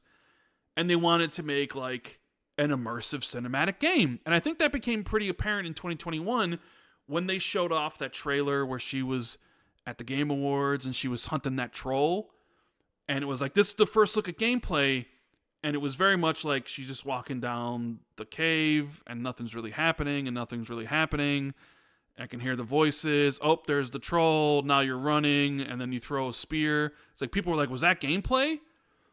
And it ended up being true because you actually go through that segment and it actually looks better here in the game than it actually did then, right? It's one of the few games that actually looks better after its initial reveal than, how like people still talk about the Watch Dogs reveals or the Division stuff where the games were like supposed to look like and play like this and then they clearly didn't. But this is the one game where it's like, no, it actually exceeded that initial target. I think it was pretty apparent in 2021 that they were going for this, we want to make an immersive cinematic game, and they nailed it. Like, whatever they set out to achieve, they absolutely set the bar, the standard going forward for immersive cinematic action games. Like, I'm still stunned. Like, I have my gameplay up here of the game, and I'm watching it as we're talking, and I'm stunned just looking at it, and obviously it looks better on my end, but like the transitions between cutscenes and the gameplay and the character facial animations and all that sort of stuff, and it's like, God, you can't even really tell. Like, it's so smooth that there's no button prompts in the game and none of that stuff, right? So, I don't know. I always talk about, for me, when I watch a movie or when I play a game or when I read a book or whatever, to me it's always about the experience. How did I feel when I was playing this? What emotions did it drag up out of me? Did it make me teary eyed? Was I, cheering? Well, not necessarily cheering, but like, was I excited? Did that character death make me cry or what have you in the movies or the books or whatever? Like, if you can get those emotions out of you, you've done well. Like, and this game, especially with this combat, I don't know. There was parts where I was like edge of my seat, gripping the controllers tight, and loving essentially what was going on, despite the fact that I knew that it was a lot of smoke and mirrors, because the combat is very much like, it's not too much change from the first game in the sense that she has very similar attacks. It's that when you kill an enemy, it's all scripted animation, right? But it's so visceral. It's so brutal. Like each one of the kill animations where like you may parry somebody and then stab them through the neck or stab them through the side. Like there's so many different ways you can dispatch, like, or I should say there's so many different ways the game animations will let you dispatch. But like I was just so enthralled by what I was doing watching that I didn't really care that the game took control away from me, because I knew what Ninja Theory wanted to do, and I wasn't sitting there thinking to myself, well, I'm not pressing the B button and the X here and they took this away. Like I was with Ninja Theory for the ride. And you have to take it for what it is. You have to appreciate it for what it is. Like, I don't play sports games because I don't like sports games, which is why, like, when it was coming time to review this, I was like, well, I'm not going to review it because it's not for me, and I want the review to be for people who are interested in this kind of game. So I had one of my colleagues, Zachary, who likes these kind of games. They did the review, and 9 out of 10. 9 out of 10 from Zachary. Yeah. So, but like, if if I'd have reviewed like a FIFA, I'd have been like, man, why doesn't this game have more chainsaws in it? You know, it's not the game for me, and I think it's fine. Not every game has to be for every person. But I think like because there's this sort of, there was this expectation attached to Ninja Theory here where it was like, okay, they were a small indie studio and potentially Hellblade 1 was a vision of a much bigger game with more combat and more God of War like trappings potentially. I think it's hard for it to escape that because it's like it sort of sits in this universe, and unfairly so. I'm not saying it's right, but I think it sits in this universe where God of War exists, Assassin's Creed Valhalla exists, and it's like, well, these are games with a lot of actual hands-on, gameplay, or a lot of variety in them, in different kinds of ways. Whereas Hellblade, he's very much gone in the other direction of being like, we want to make the most cinematic game in history. And when you take it for what it is, they completely nailed that vision. I suppose, like, the question is there a big enough demand from a business perspective for a game like this? Well, yeah, I mean, And, I see a lot of people dragging up the Steam stats right now, and even like looking away from Hellblade. Remedy said Alan Wake 2 hasn't recouped its investment yet after however many months. Part of that is because it's on Epic Games Store, not on Steam. So yeah, fine. I would say a lot of that has to do with that. 90% probably. But like, even still, like, if there was like enough demand for this kind of game, people would, potentially, and Alan Wake 2 has potentially more gameplay, quote unquote, in it than Hellblade 2, even though they're sort of going for a similar thing, right? Where it's like the cinematic aspect of it is the set piece, the showpiece, right? Right. So, I do wonder about the economics, and someone in chat says like, because I said I feel entitled. I feel entitled saying like I wanted Hellblade to have more gameplay in it, you know, and then someone in chat said you shouldn't feel entitled because at the end of the day, developers have to meet an audience, right? Sure. And that's a good point. At the end of the day, like I could make a game right now in Unity. It would be terrible. And nobody would play it because it wouldn't be what the audience wants, right? It's that intersection between entertainment, technology, and art. And Hellblade sits very if that's a triangle, sometimes like in some games where you have like a stat modifier and it's a triangle, and like you imagine that you've got like your technology, your entertainment, your art. Hellblade very much sits in the art quadrant of that triangle. And you have a quadrant in a triangle. What's the triangle version of a quadrant? I don't know. You get the point. I am a mathematician. It sits close to the art portion of that. And I think that sort of like a lot of people struggle with that, right? They're like, this should be more of a video game. I struggle with it. But at the same time, I can just sort of accept it for what it is and just be like, I'm going to appreciate this as an art project. Well, yeah. I just hope that it makes sense economically for them, because now a lot of people are even kind of funny in their interview with Ninja Theory. They threw it out there that like, are you guys worried about Microsoft closing the studio down because like supposedly Hi-Fi Rush was successful and then Tango got closed down from it. And I put out there that Ninja Theory is not on the chopping block, because they are a co-dev studio for one thing. They also have facilities in the UK that Microsoft needs, like the motion capture studio, which other Microsoft studios use up there. And didn't Windows Central also say that their next game's already been greenlit, or am I mistaken? No, yeah, we reported that Ninja Theory's next game has been greenlit. And, that's not to say that it could get cancelled down the line. Like Scalebound got greenlit as well, right?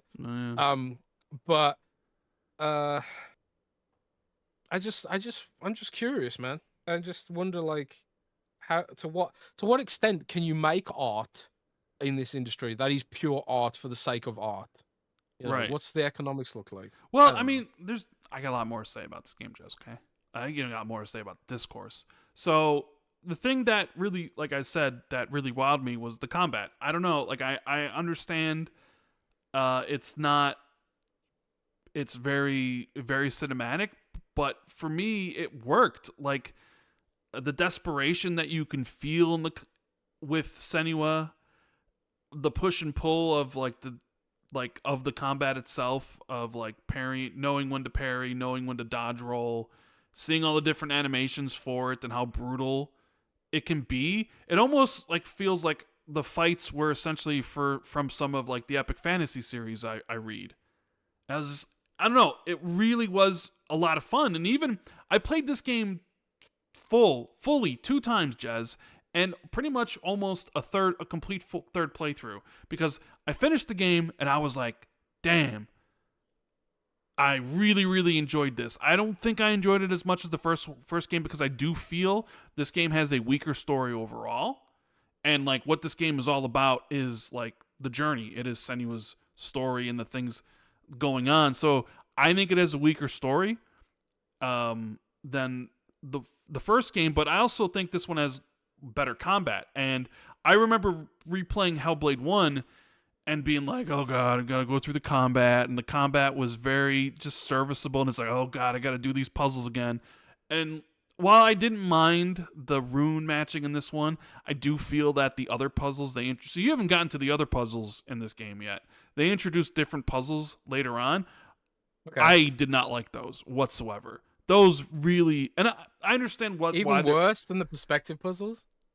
Because I think the perspective puzzles are signposted a lot better in this game, where not only do they have the runes like flying around in where you should be standing, but the rune itself is color coded differently than what else is in the environment.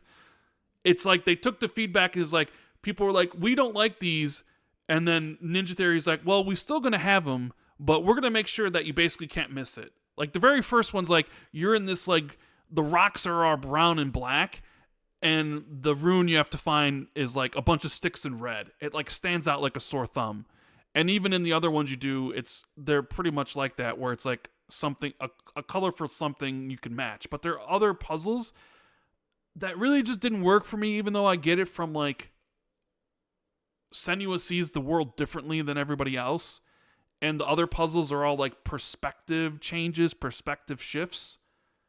And it just, they felt more like time wasters than anything. Like I didn't really jive with them, and it was, it's like I'm kind of at the point where it's like I could do less with the puzzles and more with the combat, or more with the storytelling and stuff. Like I don't know. I was kind of at my limit with the puzzles. But I played through the game twice, because when you beat the game the first time, you unlock new narrators, right? Which I thought was super cool, because when you play the game, you got the Furies in your ear, but you also have the one voice that is kind of narrating the game. When you beat it, you unlock essentially your companions as narrators, and it's all new dialogue, and it's like kind of dialogue from essentially after the journey. Like they're sort of reflecting on what went on, and so it gives you more context of who those characters were, what they were doing, what Senua meant to them.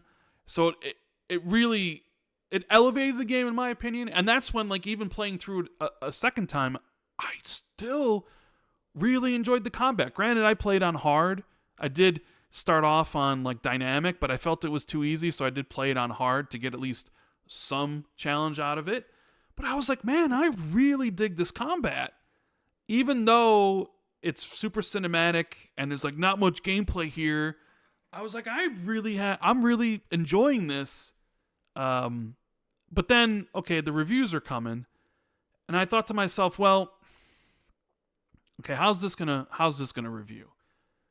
And I'm thinking, it's like, well, it's really no different than the first game. It's just way more cinematic, and it looks much better. And the reviews started coming out, and right now, currently, the game sits at like an 81 Metacritic, which is pretty much the exact score the first game got.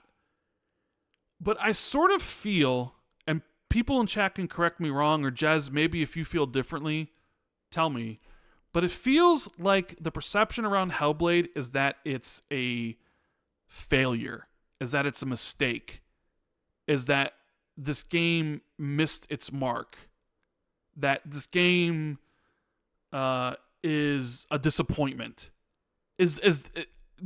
Am I right on the mark on this? Is this what, like, it sort of seems like because it seems like the people who don't like this game are really making it known on social media that they didn't like it. No, I disagree, right? And this is why I disagree. Everyone said the same discourse went out about Starfield, that it's mid, that it's a disappointment, blah, blah, blah, blah, blah. 20 million players, right? And also, right now... 20 million players. Last time they announced players was 13. So unless you know something we don't know... 30 million players, sorry. Oh, wait, is that a leak? We got 20 million players for Starfield here for Jez Corden. Nah, shut up. Anyway, 30 million players, right? 30 million players, and it's trending upwards on Steam, right? It's just had a big update, fixed a lot of things, polished a lot of stuff, improved some aspects of the game, right? And it's still being played, it's still being enjoyed. You know, could it have been better? Yeah. Could every single game in existence probably have been better? Probably, yeah. You know, I just think there is an element of Xbox tax here going on with regards to perception. Like everything Xbox does has to be that little bit better, go that little bit further, because they've got so much to prove, and I think it's fair enough, right? And it's not a direct comparison, I think, but I do think there is some elements here where it's like people will, if this was just an indie game, a third-party indie game, and that they weren't part of Xbox, I don't think there'd be anywhere near as much negativity, or anywhere near as much as like, oh god, this is total failure, blah blah blah blah blah, whatever, you know. So I think people had higher expectations because Microsoft has, you know, infinite money, or at least that's the perception of Microsoft. They've got infinite money, and also because it's taken a really long time to get it out. So you would have thought, like, well, you would have thought you would have seen more evolution. Okay. And I completely feel those criticisms, but I do think like the people that are being noisy about this, I think there's some FUD out there I think there's some grift out there where Oh, people are like, grifting. yeah, there's definitely some grift. I like some people have just been like, I don't know how you can sit there and say I loved Hellblade 1, but man, Hellblade 2 sucks. And it's I like, mean, bro, people are saying they're it, not. bro. People are saying That, it. Plenty of people are that, saying it.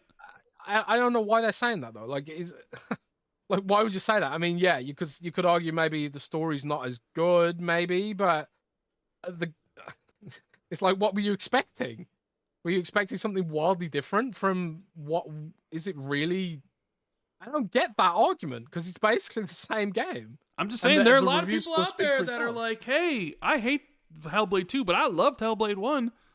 Explain that to me. I What don't know. is there a legitimate reason to have that opinion? I mean, some will say that they took some of the gamey aspects that the game did have, they removed in favor of more cinematic stuff. I don't know, because to me, Hellblade 2 is basically the same exact game as Hellblade 1. That's my point. Like, is it really that different to warrant such a swing in your opinion? But I also think people are softer on Hellblade 1 because it was made by 20 people in their independent studio, and I think people overlook or are willing to look past certain things, certain deficiencies in games when they know it's a studio that has small limitations. And it's like, oh, you're a small studio. The combat wasn't very good and was serviceable. We won't dock you hard. But now this is Hellblade with Microsoft money, and I sort of feel like any of the benefit of the doubt you could get, or Ninja Theory could have gotten, is thrown by the wayside because you don't give benefits of the doubts to first party developers. But should we be reviewing games on that basis? I'm not saying people are reviewing games on that basis. I'm saying, like, I think some people subconsciously maybe have that, where it's even sometimes when I think of indie games, you are willing to overlook certain aspects of it because it's not, they don't have $150 million budget and 200 people working on it. It's a group of 30 people, or sometimes a group of 5, or even 1. Like, people talk about Vampire Survivors. A dude made that game, what it is, and people glowingly praise about it. But if, like, Microsoft or PlayStation or Nintendo made Vampire Survivors, I think you'd probably see a lot more criticism of it. You know what I mean? Oh. I don't know. Also, when did everybody sort of start hating walking sims? Like, that's the other thing, is like, oh, it's just a walking sim. I can answer this. You've always hated walking sims. So always. Well, no, I will say, you've always hated walking sims. But I find this idea of, like, I don't hate them. It's not for me. Right, but it's a different. Not every game's a walking sim, and it's a different style of doing anything. But like, some of the coolest games, especially some of the coolest games with, like, story, What Remains of Edith Finch or Firewatch. These are games that the industry praised to the high heavens in years past, and now it's like, oh, it's just a walking sim. Right? I was listening to a roundtable podcast where people were playing this game, and one of the guys who was playing it, you know how he played Hellblade? Not on a beastly rig, on a monitor, right? Not on, like, a 77, OLED or whatever with headphones on. This guy, without any sense of, like, sarcasm, was like, my Hellblade experience was, I remote played it to my Amazon Kindle when I had the chance, and I played it on my phone at the gym, and I didn't like the game. And that was this Hellblade 2. I'm not going to say who, but I'm just saying that was what a reviewer was like. He basically described how he played it, and it was like, I played it on my Amazon Kindle remote play, and I played it on the phone at the gym, and he didn't like the game. It's like, well, I mean, I can't imagine why you didn't like the game, bro. You know what I mean? Like, I don't know. Oh, man. Not the most professional way to review a game. Well, yeah, I mean, yes, I would agree, but I don't know. Like I said, I sort of felt like the haters were out in full force talking about how much this game sucked, and I brought this up earlier on the show I was on before, but there's also, like, there's a similar game in a way. This game is if you rush, you can beat it in 5.5 hours. I think my first playthrough was 8. But there's a game that came out a couple years ago, similar length, about 5.5 hours. Also, not a lot of gameplay, a lot of walking forward. There are some puzzle solving bits. Very similar Metacritic, right? Hellblade's an 81. This game was like an 83. So very, very similar. Except that game, all you heard about was praise. In fact, it was nominated for Game of the Year at the Keeleys. Oh, what game is this? That game is Stray, where you play as a cat. But Rand, you play as a cat. I know, but I'm just saying. Play as a cat. When you look at like both games and you're like, all right, you look at the critic reception to it and they're very similar. And it's like, all right, these both are sort of walking sims to certain degrees. They're both about the same length. They both about have the same amount of gameplay as each other. But one is sort of presented in this, oh, this is a miss. This is not what we expected. This is an Xbox L. While the other one's presented as, oh my God, look how cute this game is. Look at like the graphics. Like, oh my God, game of the year. And it's like two games that are like review-wise almost exactly the same, but the perception of both are completely, one is over here and one's over there. It's like, wonder why that could I don't know. be, It's a interesting difference between the two, and I think that has to do with the fact that like Stray is an indie game by an indie studio, where I think people are more willing to overlook a lot of the flaws that certain titles have. Where now that Hellblade's under Microsoft, you don't get that benefit of the doubt anymore. People are going to nail you for any of that stuff and take out any of their, like, hey, I don't like walking sims, and you can really, even though Hellblade still has, even though this game has a great message, you're right? avoiding calling it the Xbox tax quite hard right now. I mean, maybe it is. I don't know. maybe it is. Oh man, I'm just saying, like, yeah, I don't know. There is definitely a double standard here, and I'm not from like everyone for sure. But like some people, some YouTubers and some of the people where they've been like, "Oh, Hellblade 1 was amazing, but this sucks." It's like, you really legitimately say that? Like when they're not even that different, and on the face of it, at the very least, you could be like, "Well, I'm disappointed in the story, but it's it still gives me that Hellblade experience or whatever." I don't know. I haven't played the full game, so maybe I played Hellblade 1, but I haven't played Hellblade 2. Maybe there is some glaring problem with it that I'm not aware of right now, but for some reason I doubt it. For some reason I'm just inclined to believe that some people are hating for the pure fact that this is Xbox, and and people have higher expectations of Xbox, fair or not. I'm not saying whether it's fair or not to have higher expectations. Maybe it is fair, but there does seem to be a double standard to some degree with some aspects of the discourse here. But yeah, but I mean, you are right about like, okay, what's next? You look at the Steam numbers, you see what they're at, not very high. We don't know how many people are playing on Game Pass on PC. We don't know how many people are playing Game Pass on Xbox, but it's also a game that is essentially, you play it once, and you're done. You maybe play it twice. Doesn't seem like it's going to have a lot of longevity to it. So what is the future? You played it through twice, right? Yeah, well, almost 3 times, yes. Wow. Well, I mean, I was reviewing the game and I wanted to experience it fully, and when I saw that there was new narration, I was like, okay, well, that's really cool. Let me play through this again. And by I started doing it, and I was like, wow, this is really like adds a lot to the game. I was like, let me play through the whole thing, but it's I sort of wonder if, okay, Ninja Theory made the game they want to make, but at some point you do have to think about, well, do people really want Hellblade?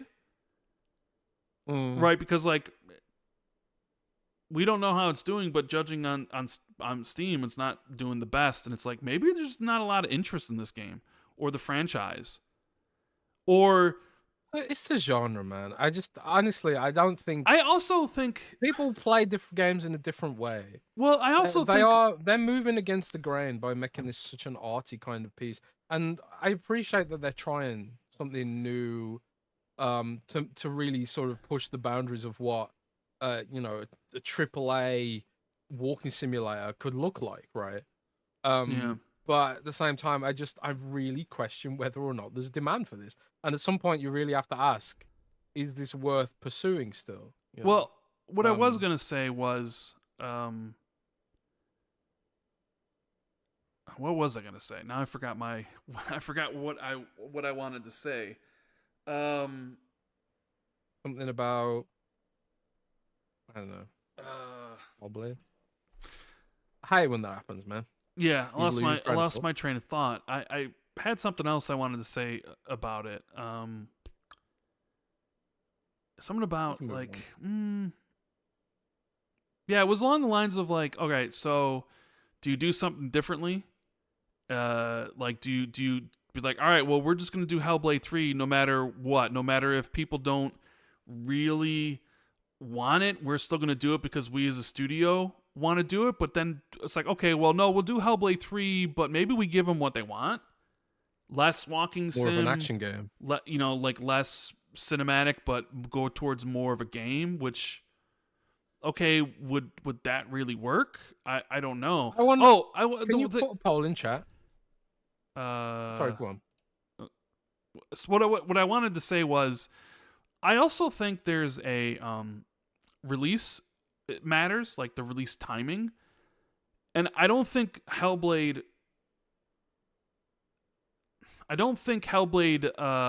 base I don't think it was a good thing for Hellblade to be the first game in 7 months that Xbox released.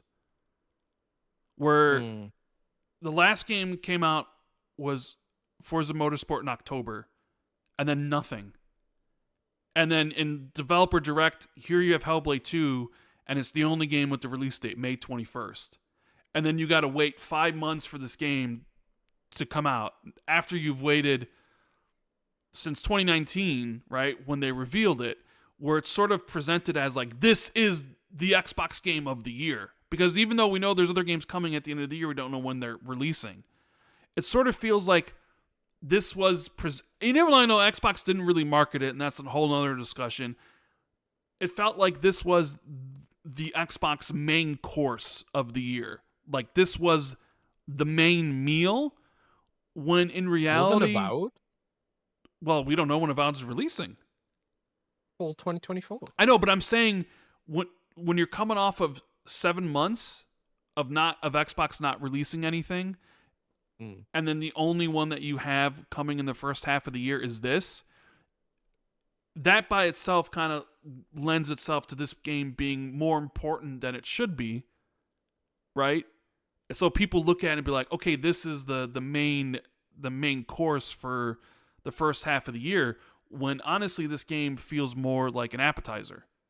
Like, you know when this game would have been perfect to release? A month after Starfield. Mm. Right? Where it's like people play Starfield, they play it for a long time, and it's like, oh, that was great. Because that. Everyone said Starfield was mid too. Yeah, Can't win. still. And then it's Can't like, win, bro. oh man, we still got Hellblade to check out. And then people play Hellblade. I don't know. I sort of feel like having it being the only release so far this year hurts it, because everybody's was. People taking out their frustration on Xbox. Well, I mean, there may be some of that with like the studio closures and the third party stuff going on, but it was like, this is the only game releasing in the first half of the year for Xbox, and I think people were maybe pinning all their hopes and dreams on it, or it was like, oh, we waited for so long, and this, yeah, and then it's like a 6-7 hour game, and it is what it is. Where in reality, like, Hellblade should be it should be an additive. It shouldn't be like the whole thing. It should be, like maybe it should be slotted after Avowed and Indiana Jones, where it's like, oh man, you come into the fall, it's like, what do you got? Well, we got Gears Collection, we got Starfield DLC, we got Avowed, Indiana Jones, and then Hellblade right after, where it's like boom, boom, boom, boom, boom, and it's all just a collection of games. And I don't know. Maybe I'm wrong for thinking that, but that was just a thought I had when I was like seeing some of the disappointment around there. Like, this was the flagship game, when it more feels like this is more of like an appetizer, or just should be like one of many, where it's like, here's your appetizer, here's your Gears collection, here's your Hellblade, here's your this, and then like, oh, the main course is Indiana Jones, enjoy, and oh, here's the vow, like, instead of maybe they timed it this way because Game Pass churn is something they look at, like people unsubscribing to Game Pass month over month, and maybe they're thinking like, oh, well, we need a Hellblade here so people don't unsubscribe. And then, the showcase maybe keep people subscribed as well. True. Yeah. I would assume that they did consider when they should time the launch. But I think I want you to put in chat, Rand.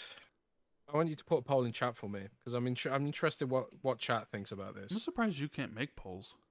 I can't make polls. I don't think moderators can make polls, unfortunately. All right. But I want to know if... Poll?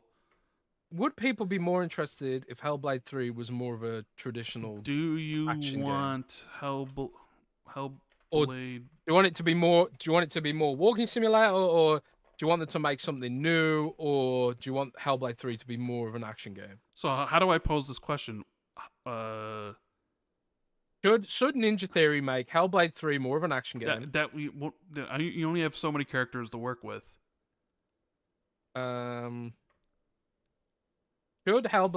Should Ninja Theory make HB3 an action game? Do you want Hellblade 3 to be, and the first option is more of the same.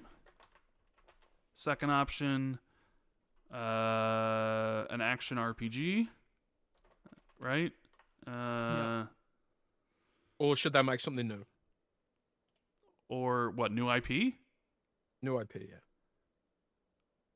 All right. Well, I don't know if that. I see a lot of people saying it's the question, but all right, I'll put a new. Well, so make something new. Like there's no demand for Hellblade at all. Or make a new IP and shelve. Oh, I can't put that in. Whatever. Got the three things here. I see Gene Park is in the chat. What's going on, Gene? Gene Park says, okay, not bad art, just mediocre. The story was just not as good. I agree. I agree that the story doesn't reach the heights of Hellblade 1. At all. I think it's still a good story, and in some areas there are elements where it strives for greatness and almost achieves it, but it definitely never comes to the heights of Hellblade 1. And to be honest, like, that was part of the reason why I almost didn't want a sequel, because, all right, if you just take the look at the goals of each of these games side by side, right? The goal of Hellblade 2 is to what? Your goal in Hellblade 2 is to basically... Bella's soul, right? No, your goal at Hellblade 2 is to in Hellblade 2. Stop the slavers. You're finding out where the slavers come from, and your goal is to stop the slavery that's going on, right? Because the Northmen come to your lands, and they've been coming to your lands forever, and that's how Dylan died. So, like, your goal is to stop the slavery. True story, by the way. Right? In Hellblade 1, your goal is to take the head of your recently murdered loved one through the realms all the way unto Helheim and bargain with the god Hela to restore him to health, to restore him to life. I'm sorry, like, those two games' goals are so widely disconnected from one another. When you look at, like, just on the face value, it's like, well, yeah, like Hellblade, like Hellblade 1's story is going to be way more personal, way more introspective than Hellblade 2's. I mean, just when you put them side by side. So yes, like Hellblade. That's why I was like, well, do you even really need to do a Hellblade 2? Because, like, you told a pretty goddamn emotional story. Like, I sort of feel like anything else you go afterwards isn't going to live up to that. And I don't think it did. I thought it almost got there in spots. And I don't know if like adding the new characters kind of took away from some of that, but that's just my opinion. Yeah. It's a true story about the way Iceland was founded and the Northmen and Scotland and stuff like that. I learned all about it when I went to Iceland, and I was like, oh wow, Hellblade's going in this direction, right? But yeah, when you put it like that about going to literal hell and all that kind of stuff, and the potential fantasy aspects of it, yeah, I don't know. I mean, it's crazy. But yeah. It's enough Hellblade for now. There's enough Hellblade. We have some super chats I need to get to. So we have let's see, what do we have here? We have let me get back to where I was. Silas, remember for 7 months, says, how will the new Xbox strategy affect Xbox content creators? Can we expect content soon from Zelda, Eastwood, and Pony Al Thor? I mean, I don't know. Like, I'm not really. Xbox is going to do whatever Xbox wants to do. They're not thinking about Randall Thor 19 or Cold Eastwood or anybody else. They're like, whatever. Like, I'll just have to make content I'll make Xbox content. If I make other content, I'll have to do that. Like, lately, I've also been like, obviously, because I read a lot, I'd be like, maybe I should make book content. I don't know if I would want to make book content on this channel, but would love to talk about stuff like that, but whatever. Everything's evolved. You can't be the same forever. Infurious One says, if all the Xbox games are going to PlayStation, then Microsoft should have just signed that contract off for Jim made, right? Yeah, I mean, Which is that? Looking back on it, it's kind of funny. It's like, I wonder if Sony would even have fought as hard as they did if like they knew that like the end result of all this happening would just be that they were going to get all of Xbox's games anyways. You know what I mean? Yeah, it's kind like, of a waste would they of time have? for I mean, I everyone. suppose you had to, because at the time it was like, oh, it's a shocker, and it was like we got to stop this. But like, you look where it all ended up, and it's kind of like, man, why did we go so hard trying to block it? We should have been trying to speed this up. Like, I don't know. Now they get all the Xbox games, or maybe a whole collection of them, I suppose. Souls Ninja with the 5. Avowed on Unreal 5.3 plus Xbox HEG plus the Coalition. Let's go. I think that's something you tweeted out earlier, yeah? What did I tweet? Avowed on Unreal Engine 5.3. Yeah, I was curious if it was already out there, because I was like, oh, I heard about this. Was this something that was already known or not? I wasn't sure. Apparently not, or at least I didn't know, so I guess other people didn't know either. But yeah, it's on Unreal Engine 5, uses Unreal's metahuman technology, I think, now, or it's some part of it, and also Xbox's Project Acoustics, which is their environmental sound systems that Hellblade's used. I'd be interested to see like how much that game's improved from the developer direct in January. I've heard it's significant. It should have a significantly better showing at the Xbox Showcase. Oh, that's cool. I mean, it is coming out this fall. So yeah, looking forward to seeing more about Avowed. DB Cooper with the 5. Don't get to catch you guys live very often, but I love listening to you on my podcast app. Keep up the good work. Well, thank you. We appreciate everybody who listens to the show on the podcast app like iTunes and Spotify. Michael Money with the 5. Xbox needs to do their 12-month release window show with all the games dated. No, sir. I hated that format when they did that, and I do not wish they would do that again. It's just asking for disaster, because the gaming industry is very volatile and things slip all the time. You're basically backing yourself in the corner and putting a shotgun in your mouth when nobody told you to do that. Like, nobody is telling you to be like, no, you need to make these arbitrary limitations on yourself and your showings, and then setting expectations for them.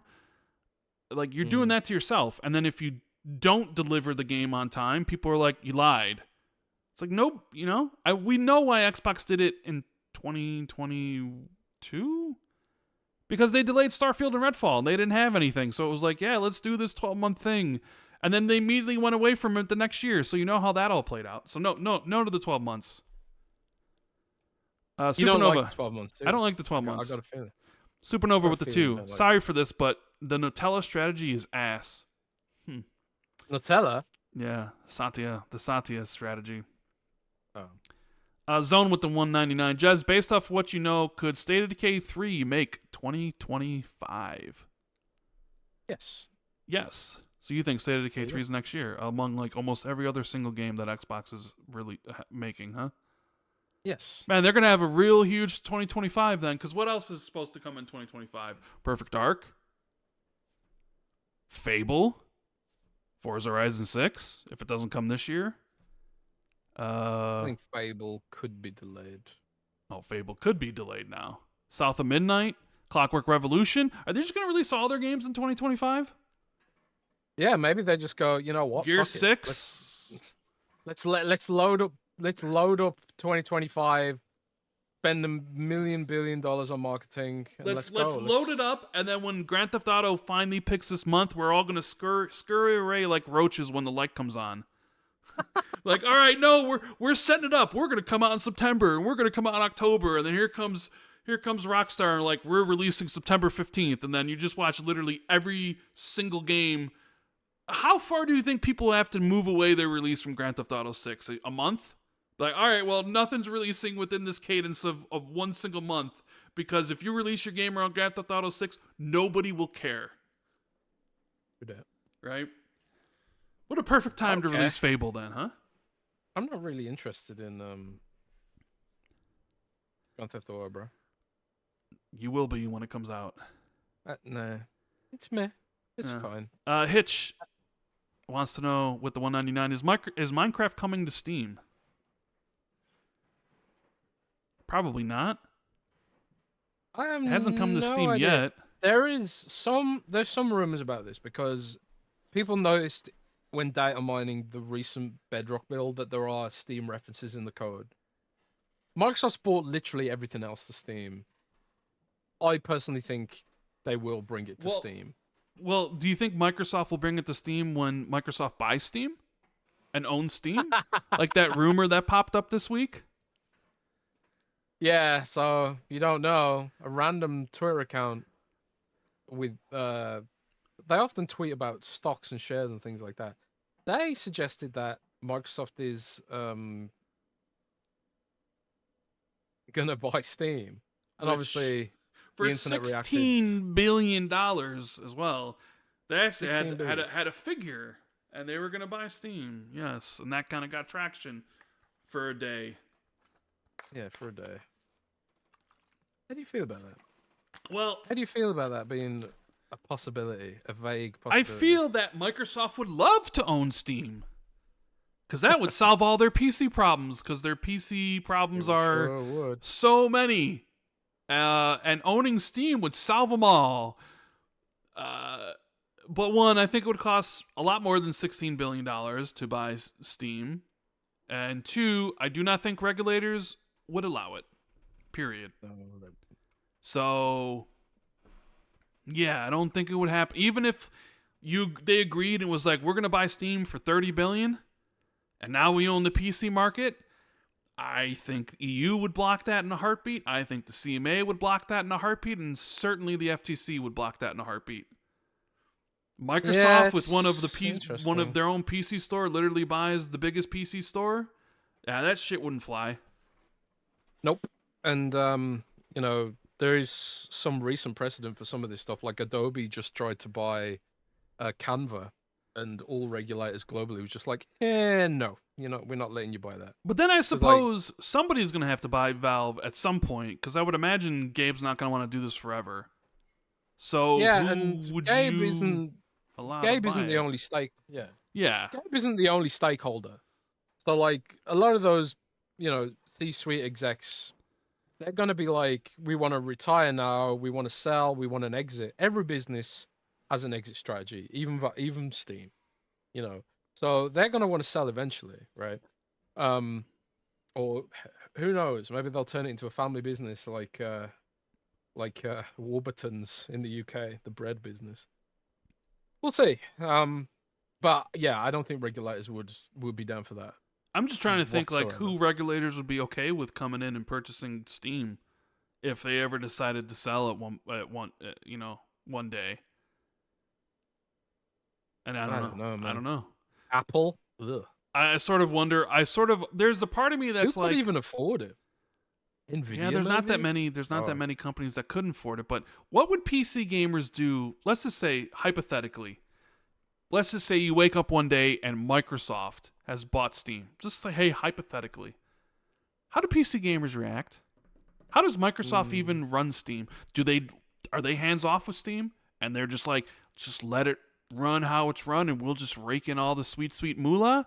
Do they try to introduce like something where they get a bunch of monthly active users? Do they even care at that point? And then how do PC gamers react? Do they revolt and be like, we're gonna go to the Epic store, we're gonna go to GOG?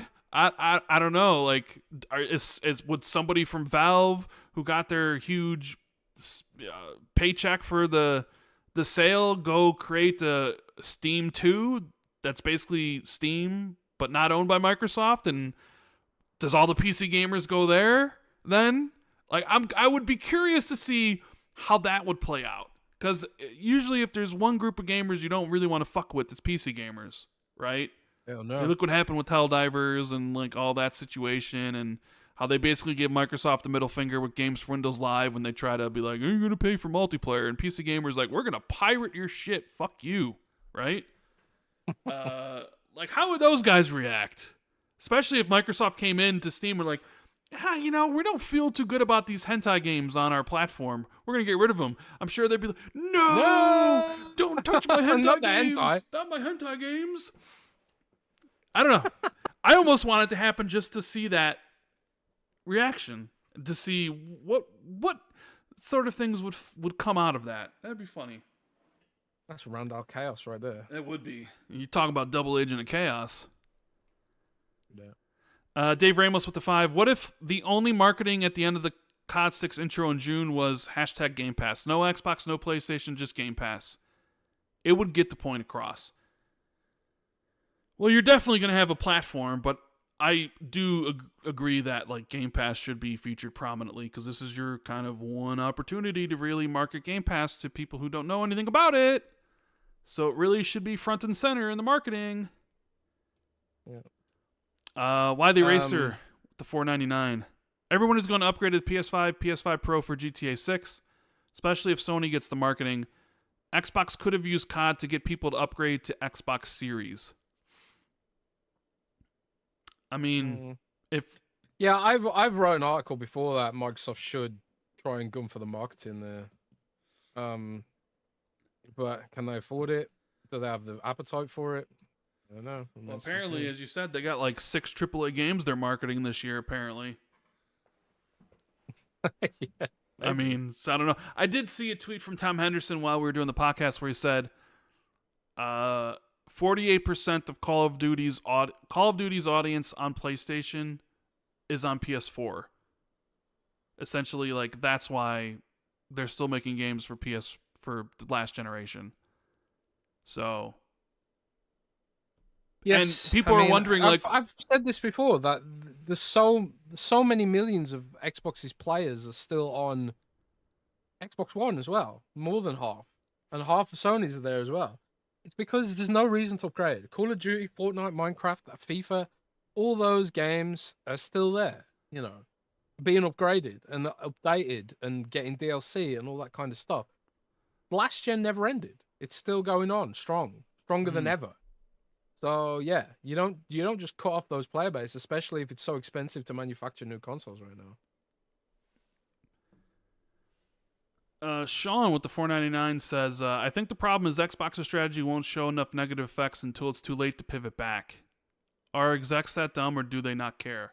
That is a worry, where it's like, we're gonna monitor this and we're gonna see. And right now they haven't really affected anything, but if you kind of are too far gone in one direction and then suddenly it starts affecting it negatively, can you safely pull back and reassure everyone that it was like, no, it's over now. No more of this from us. We promise. We pinky swear, even though we told you opposites before. I don't know. That is the thing. Like, once you get going to that one direction, does it take time for those negative things to show up? I don't know.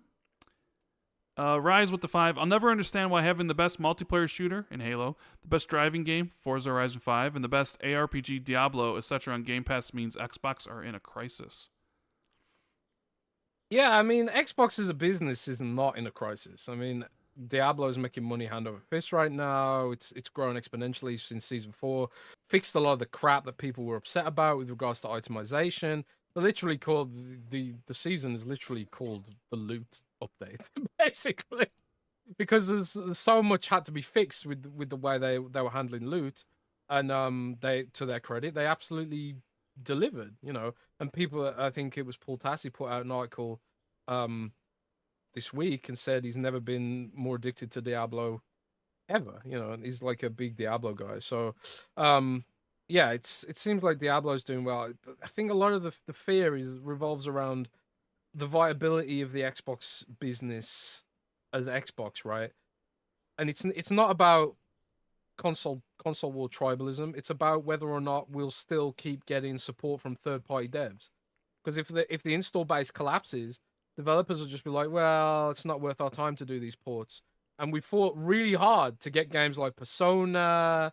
I fought really hard to get games like Yakuza. And now it feels like Xbox, is pulling back from maintaining that. I don't know. But we'll have to see. It might all just be fine. Mm. Let's see what else we got. We got Jamie. Perfect Dark, Fable, Indiana Jones, PS5 Pro / Xbox. Stanley Buffington with the $4.99. Jez, I disagree. Sony absolutely wants you to buy a PS5 as soon as possible. Last quarter, 4.5 million versus 800,000 consoles sold. Sony and Microsoft are not in the same position. I mean, Sony maybe, but Microsoft genuinely, they're fine with it. Sony does care a lot about that hardware ecosystem because, that it pushes the industry forward, and it's kind of like, well, if there are more people on PlayStation, it sort of exacerbates the issue with the Xbox Series S, right? Because developers, some of them openly complain about having developed for the Xbox Series S, and if again more and more people are on the higher end, the Xbox Series S increasingly becomes this really just big annoyance, and an extra sort of noose around the Xbox's neck, right? Right. So yeah, I agree that PlayStation is in a slightly different position, but at the same time, they're also in a position where it's okay if people stick on last gen because they're making tons of money on last gen still. They are making a ton of money. And that's why Sony themselves said they're looking at playtime hours now as a key performance indicator rather than hardware sales. So it's Sony saying this stuff too. Like, they're not lying. They can't lie to the SEC. Hey, do you know when the next PlayStation show is? No, I don't. Isn't it rumored to be this month? It's rumored to be end of May, which is next week, or this upcoming week rather. Normally PlayStation, when they do a showcase, they give you a week notice. They didn't this time, so does that mean this one's going to be a state of play where they focus on maybe Concord? Because we have gotten leaks from that Billy Gunn, I forget how to say his name. But he's like, we're going to get Concord information in the next 15 days and a new Astro game in the next 15 days. So something's happening, right? You got like all the showcases sort of happening. So is this going to be a state of play for PlayStation or... But I also think there's a PlayStation business event happening this week as well. Because how Sony had their investors meeting thing that happened this past week?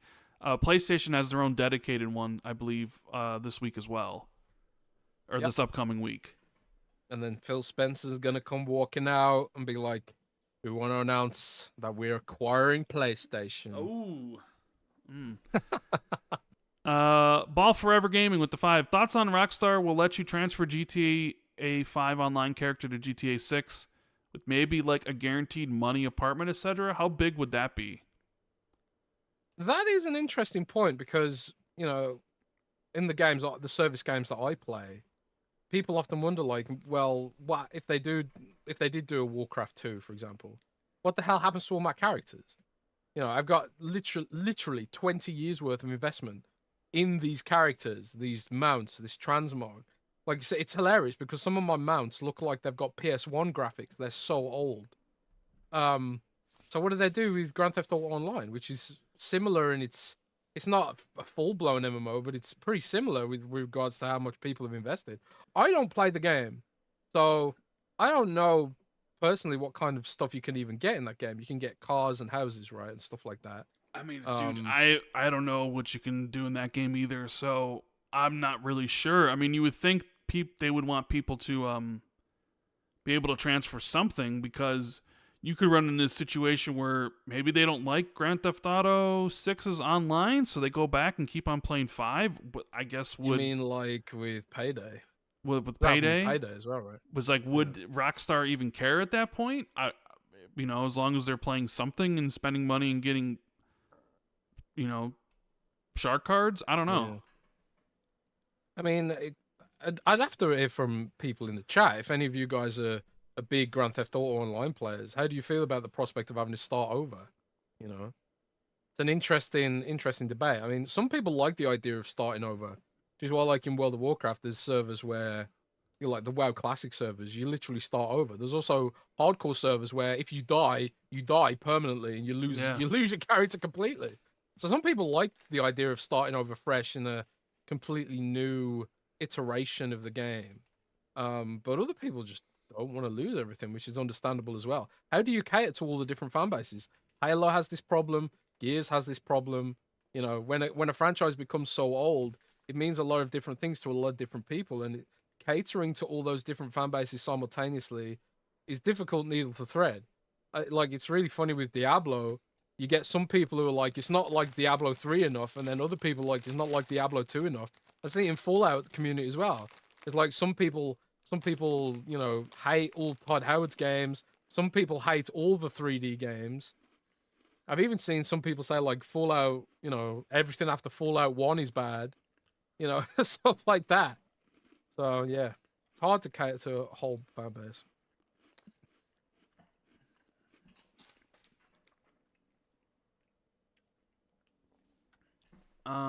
Let's see here. We have Metal Machias with the $4.99. I want more games like Hellblade 2. I'm tired of 20 to 40 hour games that I'm never going to complete. Now that I have 2 kids and a wife. That's a good point. I mean, one of the reasons I've never played Assassin's Creed Valhalla is just because I know how big it is. As someone described Assassin's Creed Valhalla to me as being an offline MMO, it's that big. It's funny because the game I played right before Hellblade 2 was Stellar Blade, which is very much like a gamey game, right? Everything you kill, you get XP. You earn all this XP. You buy new moves for Eve. The story is a bunch of gobbledygook. It doesn't make any sense, and it's just whatever. It's just an excuse to kind of dress up with Eve, right? Like you have these open worlds where you can go around and run around and kill enemies and do side quests and fetch quests and all that sort of stuff. And then you have Hellblade, which is very much the exact opposite of that, where it's like laser focused, linear, no progression, no XP, none of the stuff that you would find in a game like Stellar Blade. And it's like, man, sometimes I'm for different types of experiences. Like, I like Stellar Blade, but I also really like Hellblade 2. And sometimes you're down for a semi-open world game that really doesn't have a coherent story, but has some pretty dope gameplay that kind of ties it together for 40 hours, even though it kind of outstays its welcome towards the end, because it's trying to do too much, and the open world aspect of the game was sort of shoehorned in because they want to, like, it's like, oh, well, you spent your $70 and you can get your 40 hours worth, where people look at Hellblade and they're like, 50 hours for 5 hours? What are you, nuts? Yeah, I mean, it kind of goes back to what you were saying, like the release timing of Hellblade. it was important because it could have been a good palate cleanser between two bigger games, right? And I suppose it is in a way. There's not a huge amount of big games available right now, is there?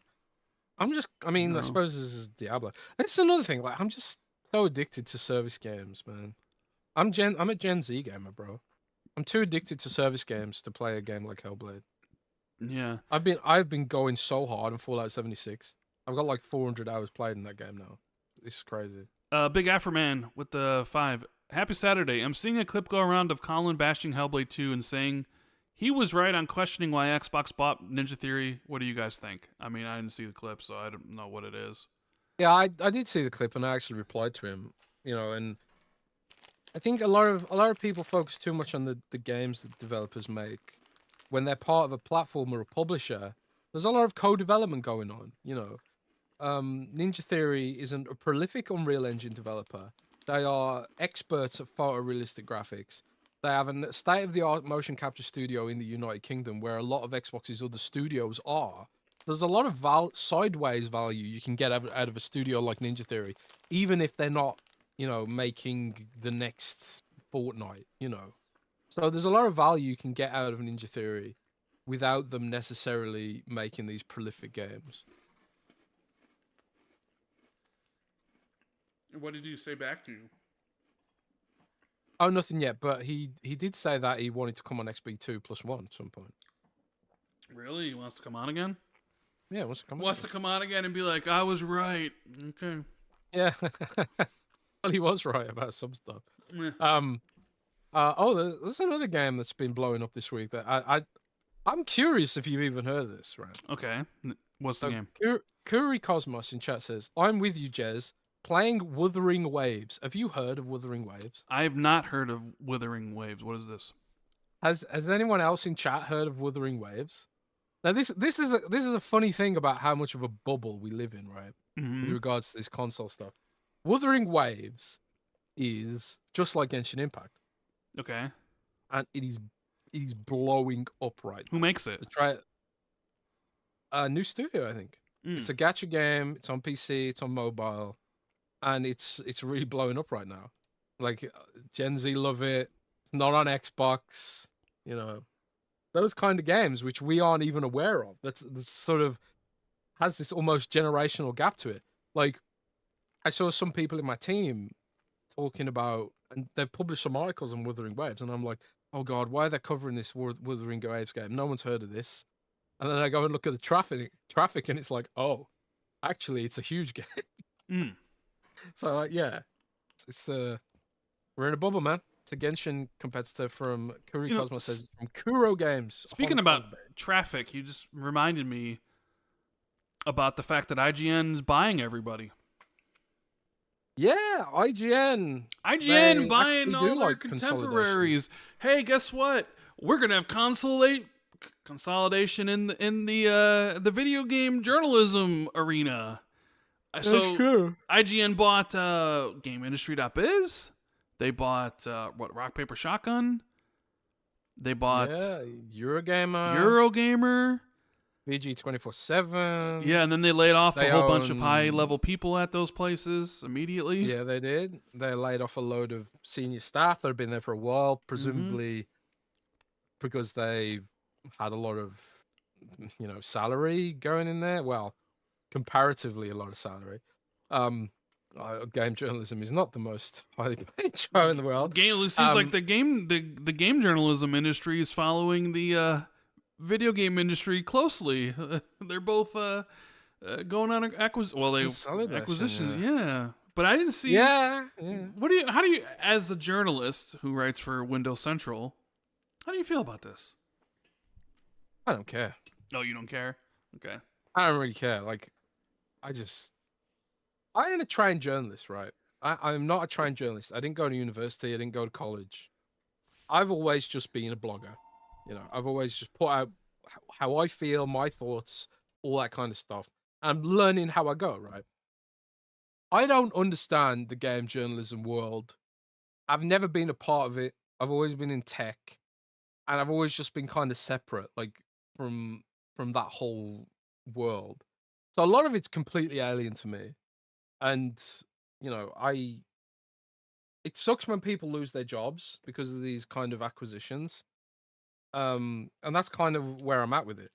But like for the rest of it, like it's whatever. I'll still compete with them, and my North Star is to make Windows Central bigger than IGN someday. Somehow. Someday, somehow. Well, maybe you can just acquire I'll them. bring it on. They can't afford us.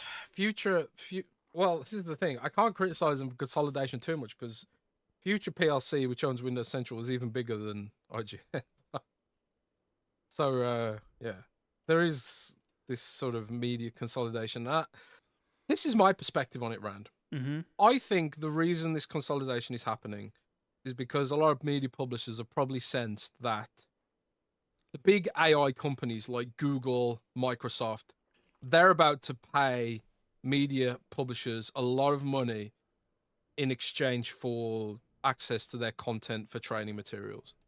So, like, if IGN doesn't own a lot of properties, you know, IGN's a huge website with a wiki, but imagine if it owned even more properties. Imagine how much, you know, content they could potentially sell to an artificial intelligence company there. I have no idea if Future's going to do that either, but I don't know. Game journalism is a whole weird thing, man. Yeah, it certainly seems like it. People in chat saying IGN's going to buy Windows Central. Like, IGN can't afford Windows Central. They would have to buy Future PLC, which would cost them a lot of money. And I assume that would be more of a merger than an acquisition because, you know, it's a very, very big company. But I don't know. You know, who knows what'll happen?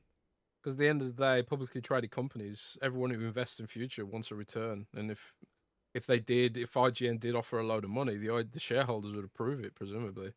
And then I'd be the first person who gets laid off because those people don't like me. You know, you can say like some of the anti-acquisition people at some of these places were eerily quiet when this was going down.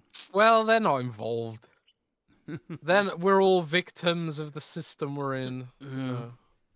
It's not like or they didn't say anything because they are involved.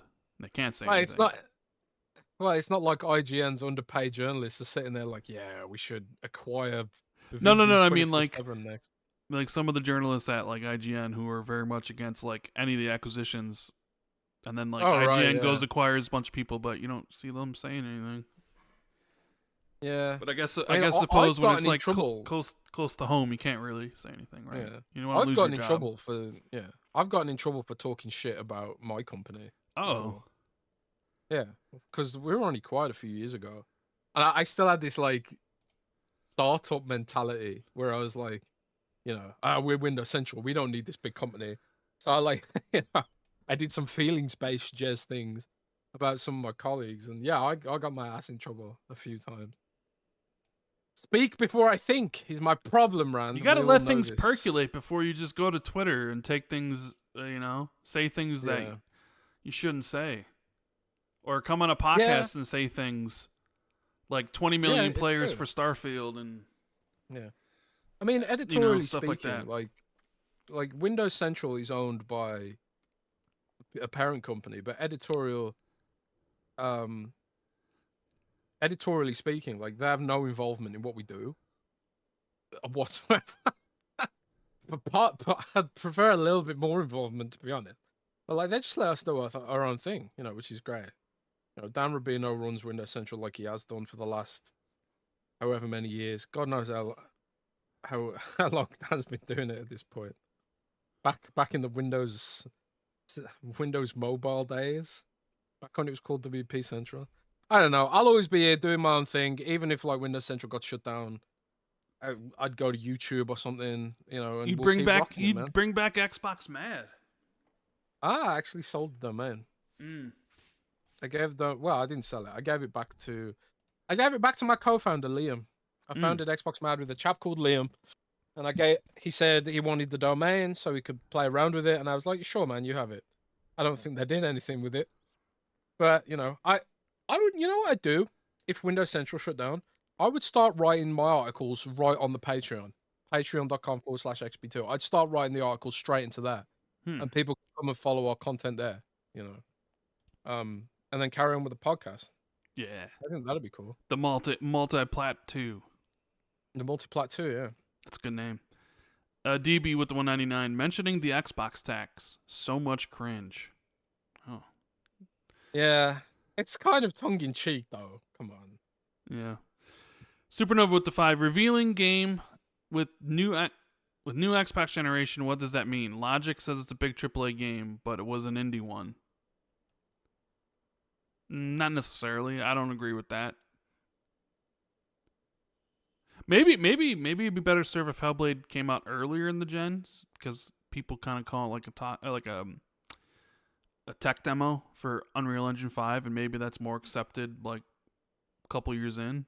But also, I did see a lot of some of these reviews like 7 years. How could you work on this game for 7 years? And it's like, bro, the game's in development for like 3.5. But people just look at like when the last game ended and when the new one comes out, and they think like they were working on this game for that entirety of that time, which they weren't,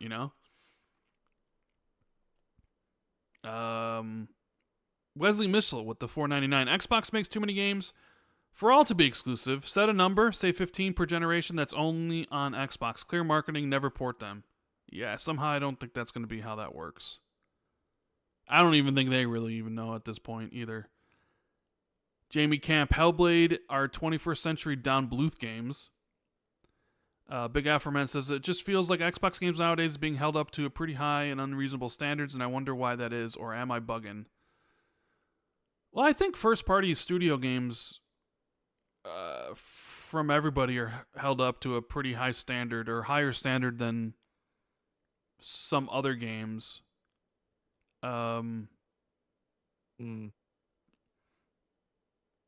But I think they're all sort of held up to the same standard, maybe? I don't know, because I think we did, maybe I missed it, but I think we did have one, like Space Dovican said, member for 37 months.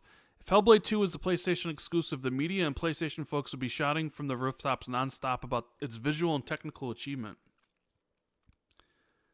I don't know.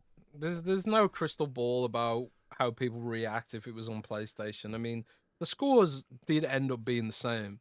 But I did think it was weird how some outlets, or even some reviewers, were like, this is 10 out of 10, Hellblade 1, and then Hellblade 2 is 5 out of 10. Like, the dramatic disparity, like, has to be... They're not that different in my head, but maybe I'm wrong. I don't know. Clutch says, thoughts on whether we see the Gears collection at the showcase. We talked about that earlier, and I think we both said that we both believe we will see it and actually release this year. Because I don't see, if it shows up, I don't see why you would show it off a year in advance. But yeah, we talked about that at the beginning of the show. Big Afroman with the 5. Also, what's up with the screenshot everyone is sharing of a dude leaking Xbox third-party stuff and third parties making Xboxes predicted back in January? Okay, so in January, a Discord screenshot was floating around saying that everything was going multi-plat and that Xbox was going to make third-party hardware and stuff like that. And that was like one of the screenshots that inspired me to say, this is all a load of bullshit, right? I was awash with rumors in January, and also I was taking a little break from work, and I was getting tons of DMs about these screenshots and these rumors and stuff, and I was just like, oh, this is just all bullshit, Exasperatedly tweeted out that it was bullshit. But I do think, like, increasingly there's a lot of elements of truth to this, and this is just my opinion based on ongoing investigations, right? So Sarah Bond said that they're working on a preservation platform for the current Xbox ecosystem, and if you have to have a preservation platform, that would presume that the next Xbox is probably going to have somewhat of a different architecture potentially, right? Phil Spencer said in interviews with Polygon that they want to get the Epic Games Store and itch.io and stuff like Good Old Games, GOG.com onto the next Xbox, right? In order for that to happen, you kind of need Windows. You kind of need the Windows development environment for that to happen. And the idea there is that developers would be able to get their games onto Xbox much more easily if it had full platform interfacing with Windows, full-blown Windows. But at the same time, full-blown Windows is an issue for a gaming device because, as we've seen from the Asus ROG Ally, Windows is annoying when the only peripheral you've got is a controller. So if you want to plug a PC into a TV, you've still got to log in with a mouse and keyboard and do all that kind of stuff and deal with control panel and the full-blown Windows. But a lot of people don't want to deal with any of that hassle. They just want a device that looks good on their TV, and works really well. And that's why Steam works really well on a handheld, because you've got Steam Big Picture mode. It boots up into Steam Big Picture mode and it works with a controller. So my opinion and my theory, pending ongoing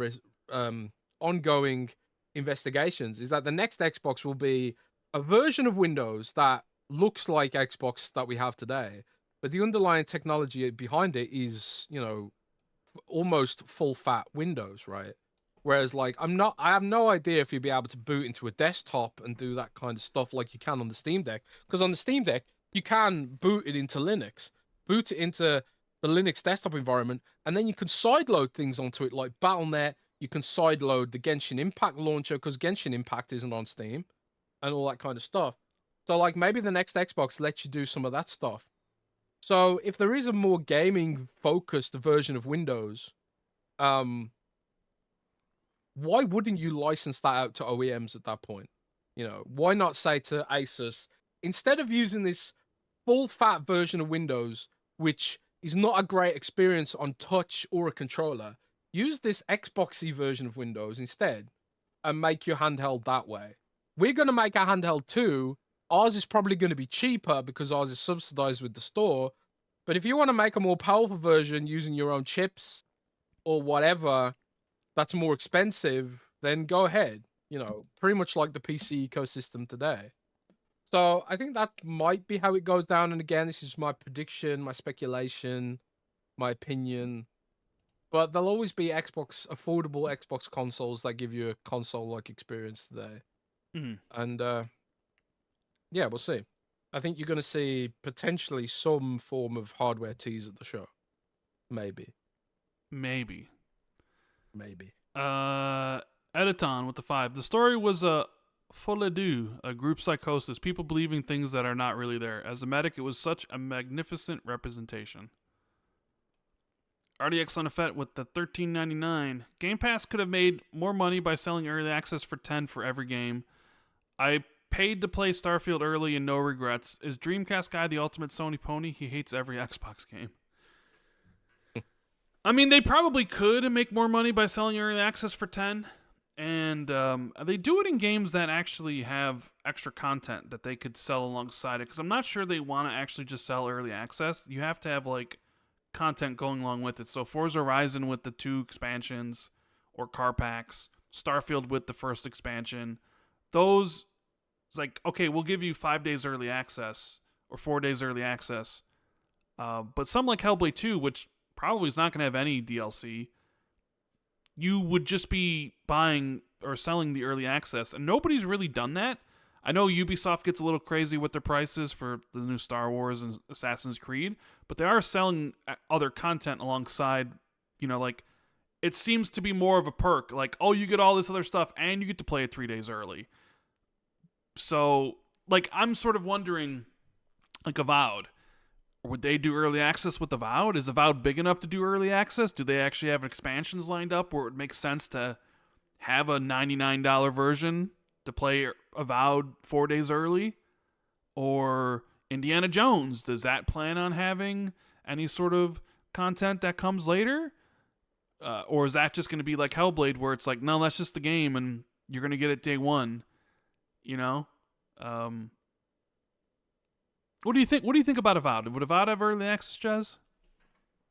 Probably. You think so? You think it'll have... AAA's just do that kind of thing now, I think. But you don't think Indiana Jones will? Why not? Why wouldn't it? Because I don't think they'll have anything to sell with it. I don't think. Do you think Indiana Jones is going to have like DLC expansion? I mean, you don't have to sell a DLC expansion. You could sell, I don't know, an alternative hat. for Oh, indie. yeah, okay. You could have whip skins. Yeah, not happening, Jez. No. You could bring in the laser whip from Star Wars. Yeah, Have you seen the lightsaber whip from I Star Wars have. that's causing controversy right now? Yeah, I didn't know it was causing Fuck it, put that controversy. I in there. saw that. Yeah. Oh but- yeah, it's causing controversy, man. I mean, it's still it's LucasArts, it's Disney. They own Indiana Jones. Put the lightsaber whip in there for indie, and then boom, sell that for $100. Bishop with 10. I think Microsoft needs to deal with Steam, get Steam on their next console, and have Game Pass integration on Steam. Give Valve a cut for Game Pass subs through Steam. And there could be huge PC growth. I sort of feel like if Valve wanted Game Pass on Steam, it would be on Steam already.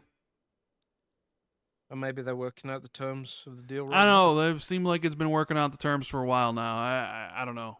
I wonder if Valve's just like... Maybe it depends on getting Windows onto Xbox first, so you can get Yeah. Steam on Xbox. I don't know. Maybe.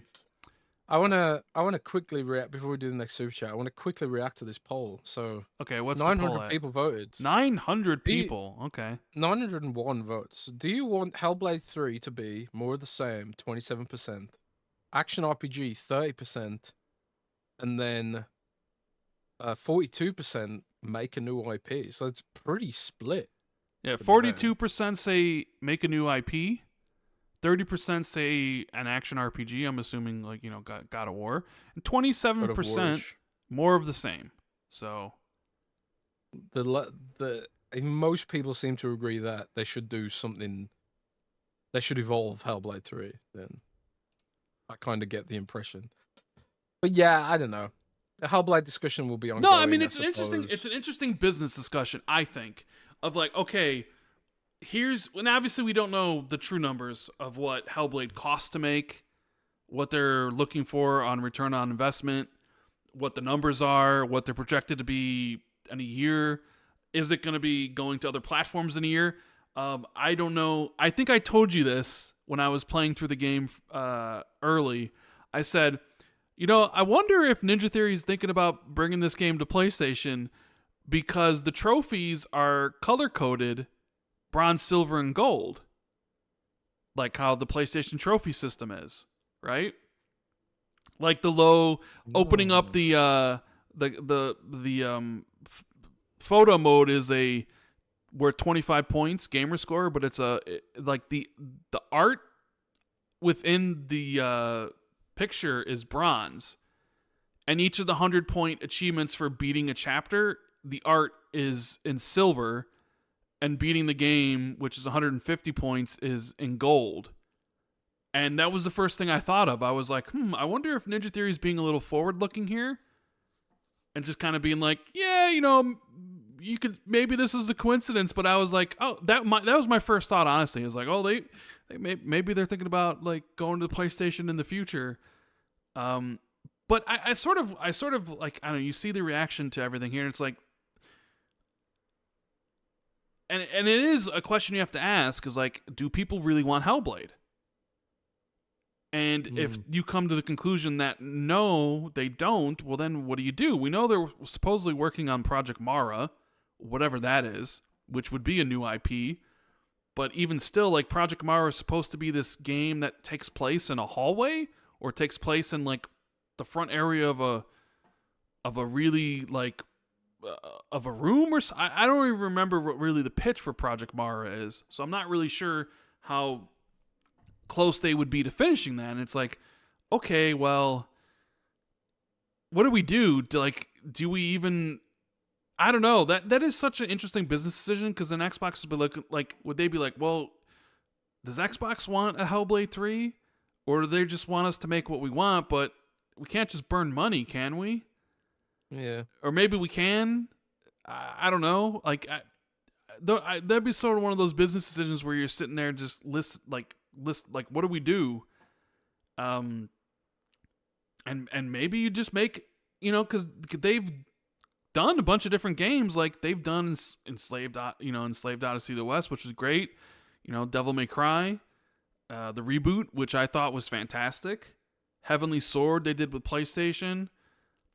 Bleeding Edge which didn't set the world on fire. So I mean, I like had some fun with that game, man. they can do different stuff. So I just wonder, like, there's a part of me that wonders if they overestimated the demand for a Hellblade sequel, or if it just took too long in actually releasing to the point where like people didn't really care anymore. And it's like, do we have another story to tell? And if we do have another story to tell, do people care about that story? I don't know. If you would ask me, I would say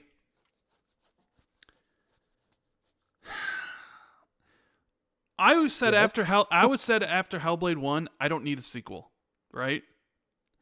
I would say after this, I sort of want to see where they're going with the next one. Interesting. But we'll see. People we want a new will IP. See. I'm gonna drop some codes in the chat.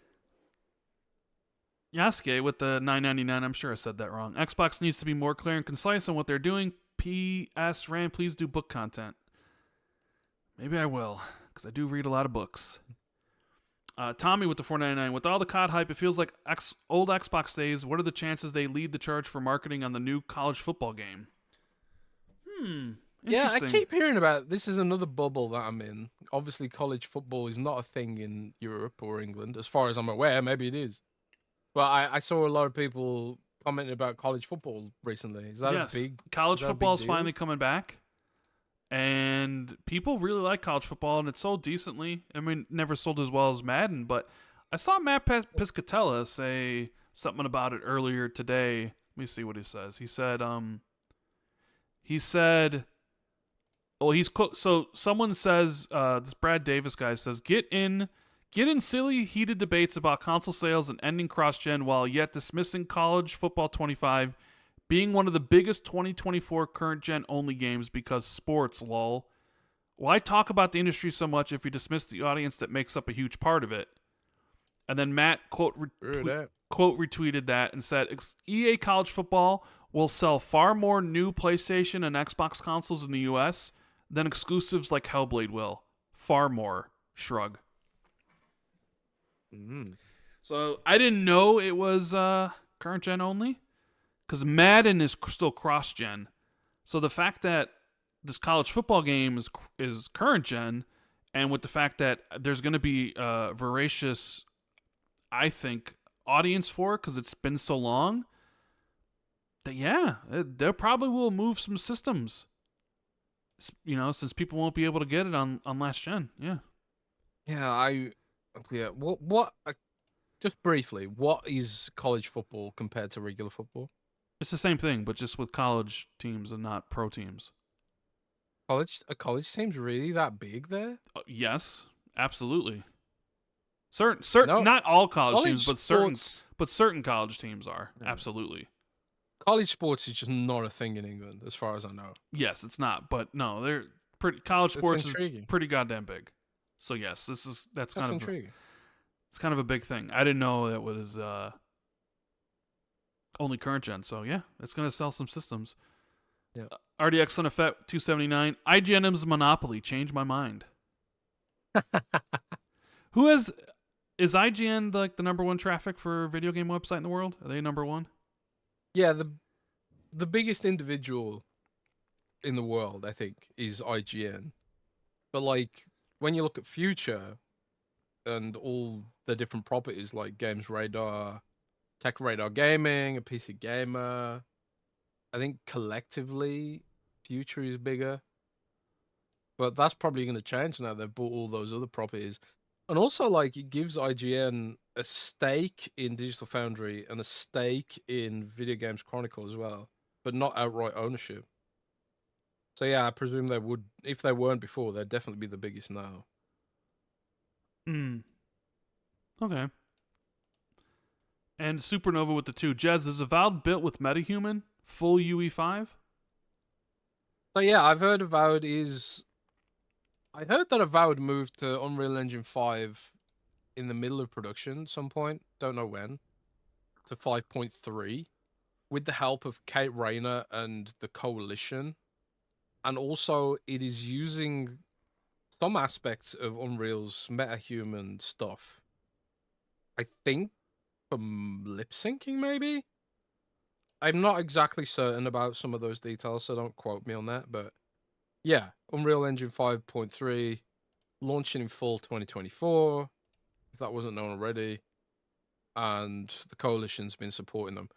The Coalition is really the glue that holds Microsoft together right now.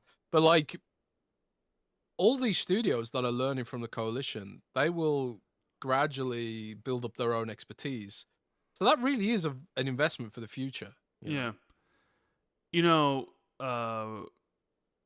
one of the games I'm looking forward to seeing, just because like of what the previous two games look like, was State of Decay 3, because like of the fact that I believe it's not on Unreal Engine 5, right? But it's still like there's chatter that it kind of is going to look like Gears, or not Gears, but what, you know what I'm trying to say, right? Or no? Yes. Yes. Is State of Decay 3 going to be like Unreal Engine 5, or is this? I don't know. I don't know if State of Decay is, but I've heard State of Decay looks pretty damn good. Yeah, I mean, if they can nail that, because there's that, we always talked about that trailer setting unrealistic expectations. Yeah. So I was worried about that, but I'm not so worried now. Yeah. Beware of the leaks. Seems a lot of stuff's leaking, and one game from the showcase has leaked. Tom Henderson put it out there that the new Doom game, that Doom Year Zero, I guess, was sort of like what it was called in the documents, is officially named Doom: The Dark Ages, and it's going to be revealed at the Xbox Showcase. Which, it's been a while since Doom, right? What, Doom Eternal came out in like March of 2020? So it's been over 4 years. It's been over 3 years since the, launch of the DLC, The Ancient Gods. I'm super excited to see what it is. I love the reboot of Doom. And like the big news that... Hello? Had to suppress the sneeze there. Ooh. The big news came from Nate the Hate saying that it was multi-platform, and then you corroborated and blah, blah, blah, blah, blah. So, yeah. On a scale of 1 to 10, how excited are you to see this new Doom? This medieval Doom, apparently. I'm really excited. We did tease medieval Doom in a previous episode, but I'm really excited for this because the game director said on a previous stream he was doing that the next Doom, he said, and I'm paraphrasing this, so I apologize if I slightly misquote, but he said if Doom Eternal was like driving a sports car or a race car, in terms of speed, then we want the next Doom to feel like you're a monster truck. I think he said that or something along those lines. So the implication there is that you'd be maybe slower, bigger, more hulking, and more, I suppose, more of a tank than this sort of super agile, swinging from the monkey bars kind of Doom dude. I personally did feel like you were a bit too agile in Doom Eternal. I preferred the feel of Doom 2016, personally. Do you remember me saying that back in the day? Yeah, I remember you saying that. And I know there were some people that really didn't like Doom Eternal, where it was like, there was best ways to kill the demons, and there was like that one demon that you had to kill a very specific way. I forget the name of it. I know what you mean. Like the guy with the axe, the Marauder, yeah. But I always thought those fights were fun though. The first fight was fun, and then the second fight was less fun, and then when there was two of them, I was when it was two of them, I remember people were like, "No, I quit." But people were just, I don't know, because like in Doom 2016, you could just super shotgun it all the way up, but like this one, they kind of limited your ammo in a way, and you kind of had to use different guns and stuff, and some people didn't like that. Yeah, I used to just like set them on fire and spam grenades behind them and stuff, and abuse the AI to get through it. I didn't. I was not a big fan of the Marauder, but like that wasn't the biggest issue for me. The biggest issue for me was like the way it sort of ramped up platforming so much, you know. But this next Doom seems to be set with a medieval theme, and I can't help but wonder if like maybe that medieval theme's being misinterpreted some ways, because if you know the lore of Doom Eternal and the lore of Doom and the what they've set out and the Argent Denur, I think they call it, pronounce that wrong, and the Night Sentinels are like this human-like alien race, and it's kind of hinted that the humans and the Argent Denurians or whatever they're called have similar origins potentially, kind of like Prometheus and stuff. And it's sort of hinted that, you know, like you go to their world, and their world does look a bit medieval and a bit traditionalist. They still have guns. From what I understand, like this, you're not going to be fighting with a crossbow in the next Doom. No You're still going to crossbows. have, yeah. I mean, there might be a crossbow, but there's going to be guns in this game. It's still going to be Doom. It's not going to be like Far Cry Primal, where you don't have any guns. You got a bow and arrow and a spear and stuff. It's still going to be Doom with guns, from what I understand. So like maybe like the medieval stuff's being misinterpreted a bit, and maybe it's actually more like more emphasis on the Night Sentinels, who do have this very knightly traditionalist aesthetic, while also still being sci-fi with their weaponry and stuff. But but the Dark Ages certainly refers to the British Dark Ages, right? Or the European Dark Ages, or just the general Dark Ages, where it was just like everything sucked. No plumbing, Rand. Can No you imagine plumbing. not No no plumbing. plumbing? Yeah, plumbing is actually quite a recent modern invention. You know, having a toilet in your house I know. and Having warm electricity, showers. having like a refrigerator to chill food, and yeah. Yeah. Thank So God we live in the times we live in, and not and no internet at all, Rand. no World of There was no. Warcraft. I've heard that there was no internet in the Dark Ages, Mm. and there was no memes in the Dark Ages. There probably was memes though. Actually, I think there were memes. Like there's this weird snail meme from the Dark Ages. Well, People been doing memes since the beginning of time, bro. yeah, true that. Like penis cave paintings and stuff. But anyways, yeah, thank you guys all for being here. Hit the like button, subscribe if you're new. Let's take it over some Patreon questions, shall we, Jez?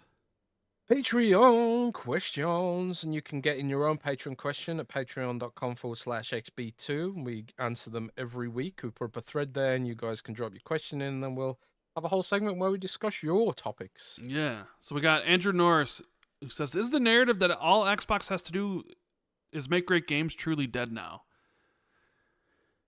No, I don't think so, because I think I've always said it has to be like a string of games. Right, it can't be like one game's really good and the next game's shit, and then the next game's like okay, but then the next game after that's bad, and then it's got to be like It's about consistency. yeah, that's what I've always said. Now, if we go through consistency for a couple years and nothing, and then nothing changes, then it'd be like yeah, it's dead. But consistency. Wow. What? Rand just been like, "Yep, screw it, it's over. It's over." Josh says, this one is for Jez. You've shared your opinion recently that Steam will 100% be on the next Xbox console. Is this limited to the rumored handheld or for the next big console as well? I mean, that 100% was like me talking to a friend, So you're walking it back already? Okay. I'm not walking it back because I 100% believe the next Xbox will be capable of running Steam. I just have no idea what that looks like right now. Will it be side loading? Will it be a full bore partnership with Valve? And all that kind of stuff. But like the fact Phil's out here talking about putting Epic Game Store on Xbox, he's not saying that for no reason. That's like a hint of what the next Xbox looks like.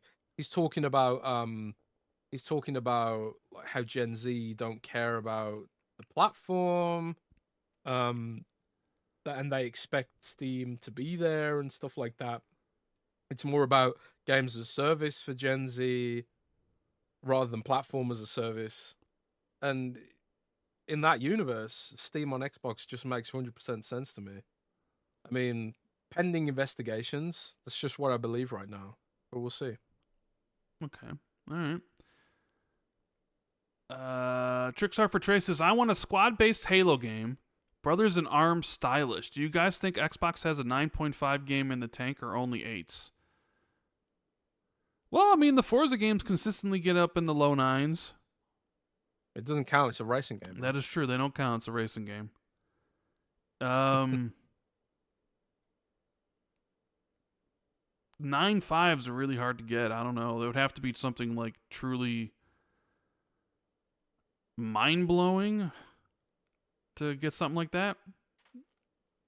I don't know. Yeah. Usually I would bet against any game getting 9.5s unless it's unless it's like a Soulsian game from Software, you know?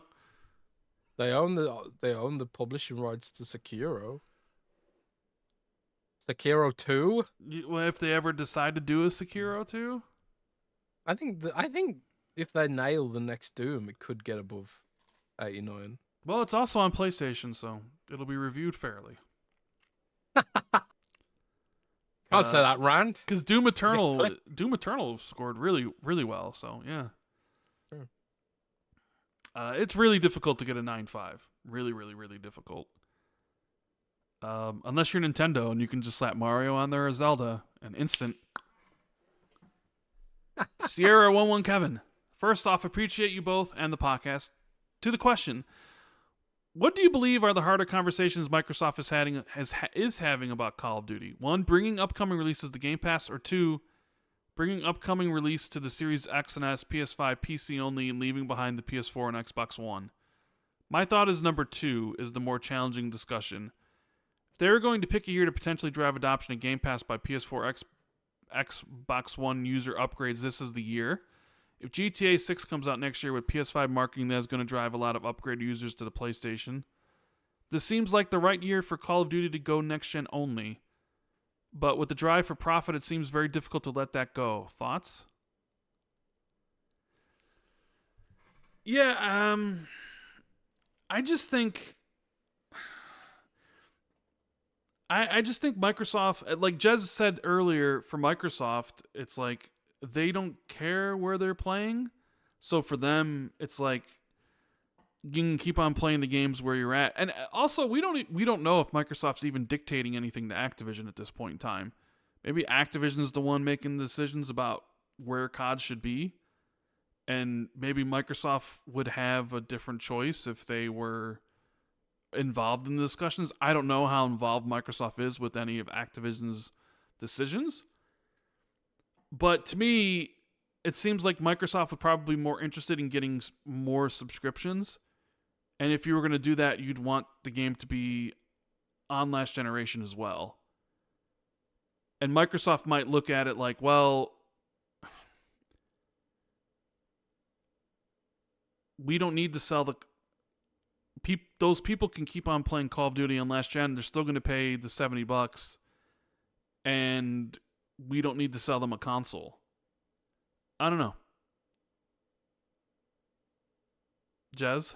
I mean, you sort of kind of said the same thing, right?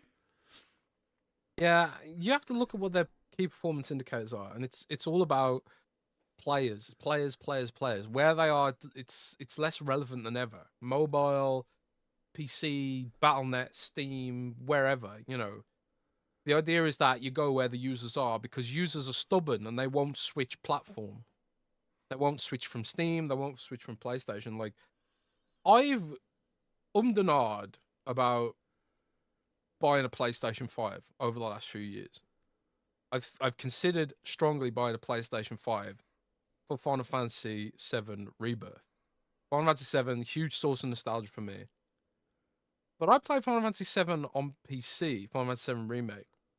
And then the other games that I wanted to play on PlayStation, specifically Ghost of Tsushima, that was announced for PC. And then instantly I was just like, I literally don't need a PlayStation. I can just stick with Steam. And like, there are millions of other people out there like me who have an existing system which can run these games. And the decision to sort of buy an extra console is a bit of a leap. And eliminating that leap for millions of people is how you're going to make the money. You know, being on as many systems as possible is how you're going to make the money. The questions about Xbox's strategy is, can other platform holders reach those users without taking the Game Pass deal? You know, is Game Pass sort of cannibalizing the direct purchase ecosystem on Xbox? You know, and the evidence so far is no. Otherwise, AAA games would be skipping the platform more regularly. But at the same time, it's like, well, where's your Genshin Impact and where's these other stuff? Like, does Sony have a deal to keep Genshin Impact off Xbox? That kind of stuff, you know? So the problem is Microsoft never gives us a full picture of what the business is. They don't tell, they keep a lot of things under the hood. So a lot of it's guesswork and reading the tea leaves and all that kind of stuff. Fair or not, right? So we just kind of have to work within the information that we've got. And as we get close to the showcase and then beyond the showcase, we should have a better idea about what their thought processes are for some of this stuff. But like I said earlier on the show, I also think that if Microsoft's decisions about some of this stuff did start to hurt their own ecosystem, which is console, it kind of defeats the point. And I don't think they want to give away all the control over the endpoints to another third party, because they made that mistake with Windows Phone, and now they've got AI platforms that have to tunnel through Apple and Google's rules to reach users. I don't think they want to get into a situation where Xbox doesn't exist at all anymore, because they will lose a lot of political power over the gaming landscape. So I think if their decisions did start hurting the Xbox platform, and there's no evidence right now that they are, they would change tactic. But then it's like what Rand said earlier, will it be too late by then? It's a gamble. Yeah. It's a gamble, baby. And it's like, well, maybe he made the wrong decision by not having Call of Duty go to current gen with the COD marketing and stuff. And maybe, you know, some of those players decide to switch to PlayStation when, you know, the Grand Theft Auto marketing comes out and you lose those players. But you could have had those players if you had made the transition the year before. So, I don't know. We'll see. Yeah, we got Austin. I appreciated Jez tweeting that while Hellblade 2 isn't for him, he appreciates the game for what it is. I wish more people in the media and the general gaming landscape could take this approach. I've seen so many people upset that Ninja Theory made the game they wanted to make instead of checking off boxes for what they consider a great game. The promise that Xbox made was letting studios fulfill their visions, and to me, Hellblade is a prime example of that promise being fulfilled. It seems like a lot of people just wanted them to make a God of War clone. I thought the conversation between Mike and Greg and Kinda Funny review of Hellblade 2 was incredibly enlightening to how many people think in this industry. Greg believes that Hellblade 2 had to check off multiple boxes to be considered a win for Xbox, while Mike was willing to look at what the game did well and appreciated the ways in which Ninja Theory pushed gaming forward. I wish we had more people like Mike who could be nuanced instead of looking at everything through the lens of wins and losses. Snowbike Mike is amazing, and he fucking cooked Greg in that segment. Holy shit. And I like Kinda Funny, and I like Greg. I've always liked Greg, but oh my god, did Mike destroy Greg. I don't know if I've ever seen Greg get so obliterated in a segment in my life. I sat there, I was like, Mike, you better hope you don't get fired for this, bro. Like, I was in shock. He dismantled him. Dismantled his whole argument. It was a beautiful thing to see. Did you know what I'm talking about, right? I did, yeah. I retweeted that, and you know, Snowball Mike is a great guy, incredibly based, and it is, you know, it was a good discussion overall, though. but it kind of calls back to the perceptions around Xbox and the way Xbox is sort of oftentimes held to a different standard in some regards, you know. And also like I suppose it's also the way Xbox is kind of the culture that Xbox has built up around itself of like letting developers make their art, you know, rather than dictating to them. Because I don't know if a lot of people realize this, but Sony has like a centralized publishing um mandate. I don't know what department like, which sort of approves a lot of the way a lot of games are made. Whereas like Xbox doesn't have a centralized system for this, and they give a lot of control to the different devs.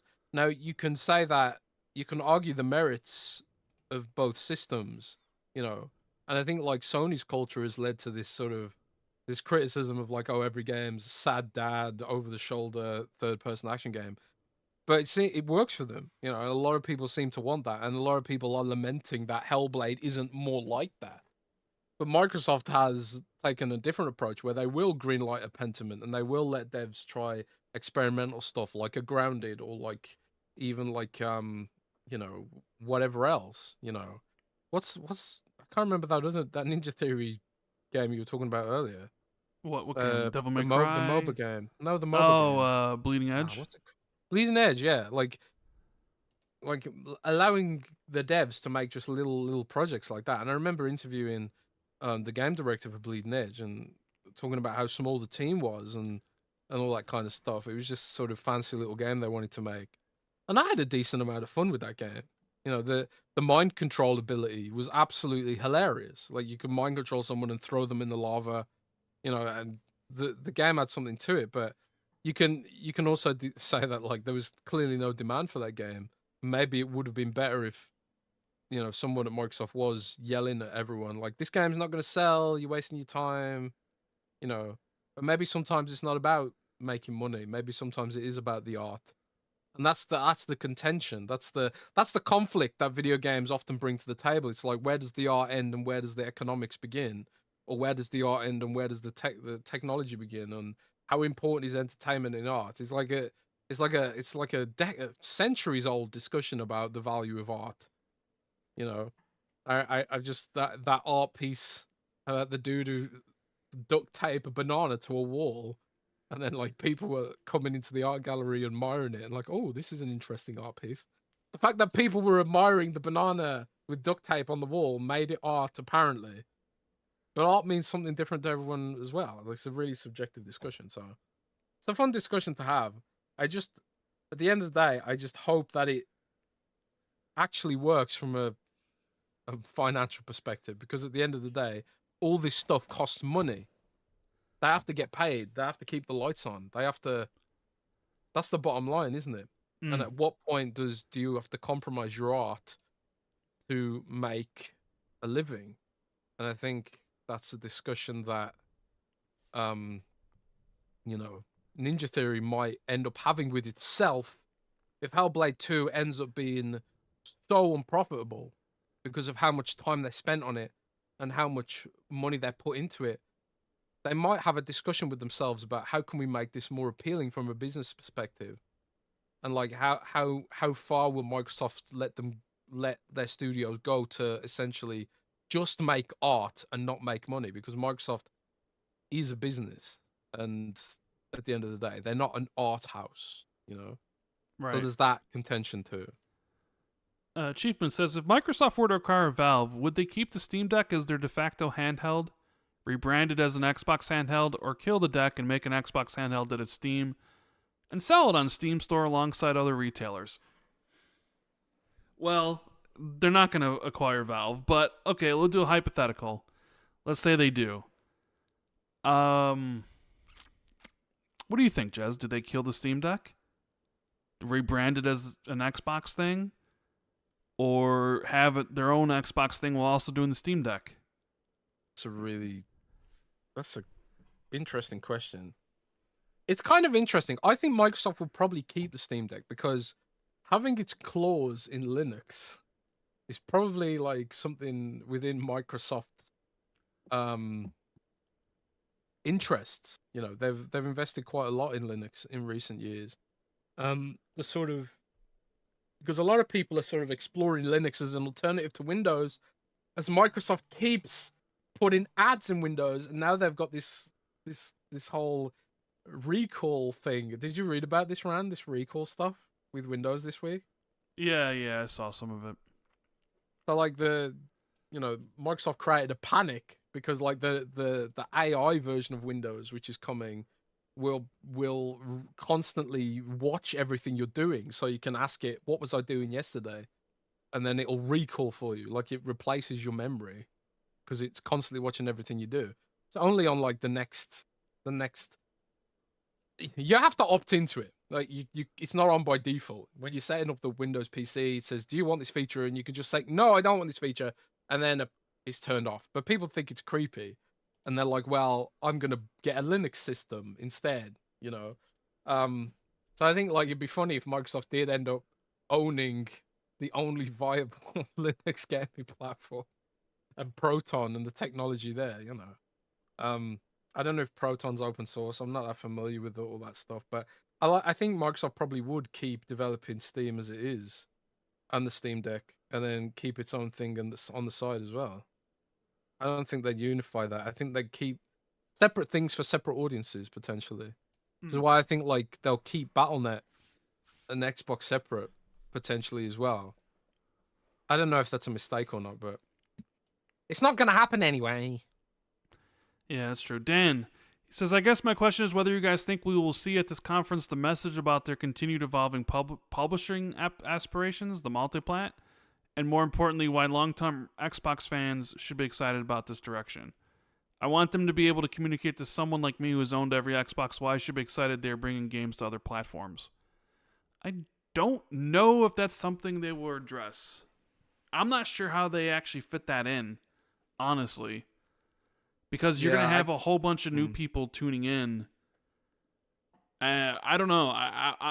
I'm going in thinking that's not going to be something they really talk about. Outside of like maybe saying, "Oh, it's a great time to be an Xbox gamer. We got 30 upcoming games from our studios hitting the platform all day one on Game Pass" type, PR spin thing. You know what I mean? I don't know. I would like there to be like to come out and be like, all right, moving forward, every Bethesda game, every Activision game is day one multiplat, but every Xbox Game Studio game is minimum 1 year timed exclusive or whatever. Then you at least would know from all the announcements. But I don't think they would go that far because I don't think they want to like not lock themselves to a path when they don't have to. When like maybe things go bad and our monthly active users are drying up. We need to pull back on this stuff. And it's like, but we already made the announcement that we're doing this, so we can't. And it's like, well, break another promise. You know what I'm like? It's one of those things where they'll probably consistently say like, still gathering data. Still gathering data. It's still an experiment. What else do they use? What's the thing they used about like each of the individual games? What's the terminology? I can't remember. Yeah, I remember. We'll see though, but I'm not expecting it. Huckleberry, since this coming Call of Duty has been in development for a good amount of time, do you think they surprise us with a sooner release date than a normal October-November timeframe? No, I think they stick to their normal time. I think it'd probably be late October, and I think that's kind of what's been hinted is late October. So I don't think we'll see it or outside of those 2 months. So Silas says, greetings, Jez. I should really check to see if the common law marriage in Germany is the thing, Corden. And Blandel Filmic. I played through Hellblade 2, and after completing it, I thought to myself, why does this game exist? Granted, it has all the hallmarks of a Randall Thor game of the generation. Hey! I don't like you right now, Silas. A walking sim, bland combat, bland puzzles, and minimal replayability. Bro, I really don't like you right now. I feel like I'm going to have to ban you. Like, what the hell? I feel like this narrative could have been told via different mediums such as a TV series or film just as effectively. With all the cost cutting and turn to more slam dunk IP, would it be better to sunset these narrative walking sims that seem to come from a very pretty Xbox Live Summer Arcade vibe and length and give a studio who has the chops to make some more gamey content, Enslaved, Devil May Cry, the opportunity to do something that has more depth? If this was from an indie like Ninja Theory was with Hellblade 1, fine. But other than the UE5 upgrade, seems like the move to Microsoft didn't result in any upgrades to the sequel. Are you serious? we did kind of talk about this earlier, like the whole contention between making art and making money. You know, sometimes like when you make art, it doesn't appeal to everyone, but everyone's talking about it. So like, yeah, everyone's talking about Hellblade, but then you get the business aspect coming in, which is like, well, you know, we kind of need to make some money. So I honestly don't know. I need to, like, one of the things I expect Xbox will be asked a lot about in LA is like, what is your strategy? Are you going all in on these tentpole service games, or you know, how do you make a success of a game like Hellblade? It's a genuine question worth asking, because you know, like, some people like these kind of games like Rand, but a lot of people don't want to have this kind of experience when they sit down to a computer with a controller. They want to have a very different experience. So yeah, it remains to be seen, you know, if these kind of games can be viable long term. I'm just really upset right now with Silas. You know, I've never been upset at any of the Patrons, but I mean, he straight up calls me out in this. Yeah, Blandau filmic. You've been reading too many books, man. That's why you like Hellblade so much. No, I mean, could it be done as a TV show? Maybe, but Spirits Within would say no. It can't be done as a TV. Yeah. Do you remember Final Fantasy Spirits Within? That was basically like, at the time, it was a cutting edge graphical showcase, and at the time it was like, oh my god, these 3D visuals are incredible, you know. But the fact of the matter is that Spirits Within didn't have a particularly great story. So without the interactivity, you have to ask, like, would Hellblade actually be entertaining if it didn't have interactivity at all? You know, again, it's the question of art versus cash, isn't it? Yeah. We got Governor Grimm. As I'm sure going third party showcase games in future action will be covered in the rest of this podcast, I thought I would ask about the most recent conversation on Kinda Funny with Snowbike Mike. Mike argued that the wins Xbox does have aren't celebrated if they aren't runaway successes. I think Mike is right on the money. Well, we kind of just really talked about that, but yeah, I mean, Mike's 100% correct. So, we need to get Mike on for Xbox 2+1 at some point. Yeah, maybe I'll see Mike in LA. You probably will see Mike in LA. For that. Then you could go down there and meet a whole bunch of people and get a whole bunch of, you know, cards to give out for Xbox 2+1. Do we have business cards for Xbox 2+1? Probably no. Should, you know. We don't. Just be like, hey, you want to come on Xbox 2+1? Yeah, all right. We also need to get some new music so we don't get copyrighted every episode. Yeah, that's true. Eric Gregory, gentlemen, so as we got information about Elsewhere Studios, and they've been in the works for some time before the announcement, could we see their CGI teaser at the Summer Games Fest? I would say no. I think it's way too early. But, I mean, I could be wrong, but I'm going to go and say no. Unless you feel differently, Jez. Was this Eric Gregory's question? This is Eric Gregory's question about seeing what Elsewhere Studios is making. No, I think we're going to be waiting a while to see what Elsewhere's up to. One thing I do want to mention about Elsewhere, like, for those who don't know, Activision announced Elsewhere Studios, Polish studio, and in the press release they were like, this is nothing to do with Call of Duty, because I think they thought a lot of people would think it was another Call of Duty co-dev studio, because they've already got a Polish Call of Duty studio. There was a big emphasis in that article, in that press release, that they were building a AAA narrative game. And I'm sitting there thinking, are they seriously, mate? Is that a walking simulator they're talking about? Or is it a game with, like, with an emphasis on storytelling, but also it's actually a real game, not a Probably an walking emphasis simulator. on storytelling. I don't know, man. Maybe there's Hey, something about walking simulators that I don't know. I don't know. I don't think it would be a walking sim. But Maybe it's you a use it triple as a dirty A. word, though. It's not a dirty word. It is a dirty word. Maybe it's a triple A revival of Guitar Hero with a story mode. Mm. Sick and Tired says, I hope you two hairy men are well. I've been thinking about the possible options for Microsoft future consoles, and after seeing the update to their Surface range, it seems to have been reinvigorated. Do you think Microsoft could have an Xbox variant of the Surface? Maybe an integration of the Xbox dashboard within the OS of the Surface to where they can have a console-type experience on PC. I just think there was more to Microsoft leak about exploring the possibility of using ARM architecture in future consoles. Maybe we are thinking about it being used in the Series X and S successor, while Microsoft were investigating it for a totally new addition to the ecosystem, like a handheld or Surface type unit. I have the feeling that Microsoft are going to come out of left field with their future hardware reveals. What say you? I think the left field aspect of the next Xbox is probably going to be the NPU, the neural processing unit. So like the big thing about the new Surface devices is that they have an NPU on the SoC. So an NPU stands for neural processing unit, and it's where you can do onboard generative AI. So you don't have to do generative AI in the cloud. You don't have to wait for the cloud to process your generations. You do it on the box. So like when Sarah Bond's talking vaguely about technological leap,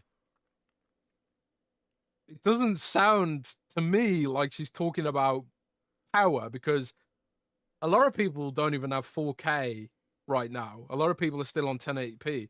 So if we're talking about like technological leap, we're probably not talking about power. We're probably talking about another 4K box, maybe with a 60 FPS target this time. But maybe the technological leap aspect is this sort of unique SoC which can do generative AI stuff. Now the question there is like, does anyone want that kind of stuff? It's on Microsoft to prove that generative AI has a role to play here. I mean, I can see like it would probably be cool if you could say like, for example, one use of an NPU on a games console could be like generating realistic speech for dynamic NPCs, or like radiant quests, like in Elder Scrolls, infinite unique quests that can just automatically generate speech, text, and all that kind of stuff forever. But there's also like stuff like character creation. Instead of like manually character creating for like 2 hours, like you'll still be able to do that. But maybe you could just be like tell the system, make me a fat dude with a beard and a ponytail that looks like Jez Corden. Maybe it'll just do it, and make it for me instantly rather than having to spend 2 hours on it. So there's that stuff to reflect upon when it comes to what Xbox is doing next. And with regards to the Xbox variants of the operating system, I also think that's probably something that'll come as well, like a gaming mode for Windows. I think that's something they're working on as well. So I don't think they'll do an Xbox version of Surface, but you'll be able to probably set Surface in a gaming mode, which makes it more friendly with a controller. Okay. Xbox Dave, which location, real or fictional, would be your dream spot for the next Forza game?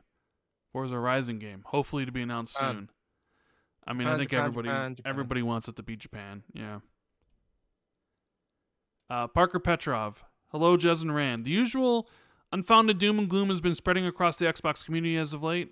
I mean, it's kind of been going on for 5 months now, since like early January. But yeah, I get you. 10 years. This has made me wonder if I'm one of the only people actually interested in the vision Xbox has laid out. I do regularly use my Xbox for gaming, but I also use my PC for gaming. PC Game Pass, as I like taking advantage of my saves syncing across between the two ecosystems, utilizing cross progressions. So the prospect of them adding a handheld with native Xbox Windows OS running would be huge. The business model reminds me of what Apple did in the Steve Jobs era, which had a similar market share focused on connecting products to that ecosystem. So they monetized effectively the people they did have and grew it over time. As while exclusive games are nice, I'm not playing a game because it's exclusive. I'm playing it because it looks fun. So being able to buy a game once and then play it when and where I want to play is something unique to Xbox. As when I play PlayStation games, I know for the most part I'm going to have to play them on a box underneath my TV, or wait years to play it elsewhere and have to rebuy it. Do most people not care about this convenience Xbox provides, or is this a case of the internet being the internet and filling the air with hate over change? Hope you all have a great Memorial Day weekend, or in your case, just Jez, just a great weekend. Yeah, I think we've got bank holiday. I think it's just called Whitsun Bank Holiday for us. So I do have 3-day weekend as well. Yeah, great Memorial Day to all the Americans out there. I think and there are plenty of Canadians, maybe? people like Parker that enjoy like the Xbox, like take your game everywhere and you can play it wherever, right? But I don't really think that's used to a great degree by most of the user base. So for most people, it's like I play on my console and that's it, or I play on my PC and that's it. They don't really use all the bells and whistles. I mean, I certainly don't. I just play on my Xbox. I don't use cloud. I don't use PC. I don't use any of that stuff. I mean, the handheld thing, while I do think people would love it, it's not something I ever see myself using. So, yeah, I guess I fall in the other camp outside of you. I'm not saying that like I'm going to sit here and doom and gloom, because like we've talked about this ad nauseum, and it's like, what else do you even really have to say at this point? We've said it all. I have my concerns with the direction they're heading in, and I'm sure people know what those are. But yeah, I mean, for you and for someone like Jez, I could totally see being like, I don't really care. Like, this is what I get, and this is what they give me is pretty awesome, and blah, blah, blah, blah, blah. But not everybody games that way or uses the Xbox in that way. So not everybody's going to... And I really don't think Xbox Play Anywhere or Take Your Game Everywhere is really used that much across the whole platform, honestly. But I could be mistaken on that. Maybe it is. Maybe a bunch of people go back and forth between Xbox and PC. I don't know.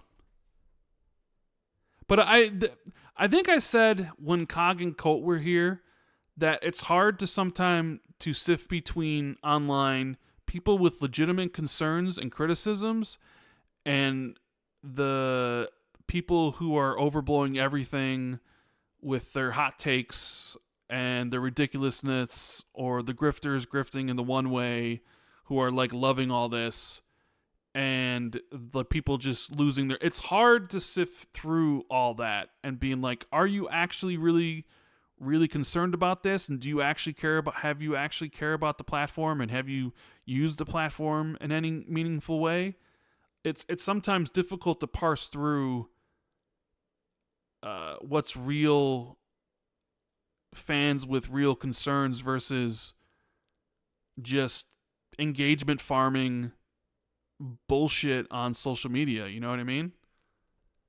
Yeah, it's difficult. It's difficult to know like where the grift ends and begins, right?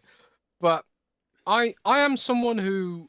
I'm excited about technology. Like whether they are going to use ARM, I'm interested in what that looks like. I like handhelds. I like crossplay. I like having my cloud saves, like all that kind of stuff. Like I like the platform, and I am kind of excited about the most of what Xbox's strategy is. I just worry that of the long-term consequences of not having guaranteed exclusives is an alien concept, and maybe it'll be fine, and maybe there's no issues with it.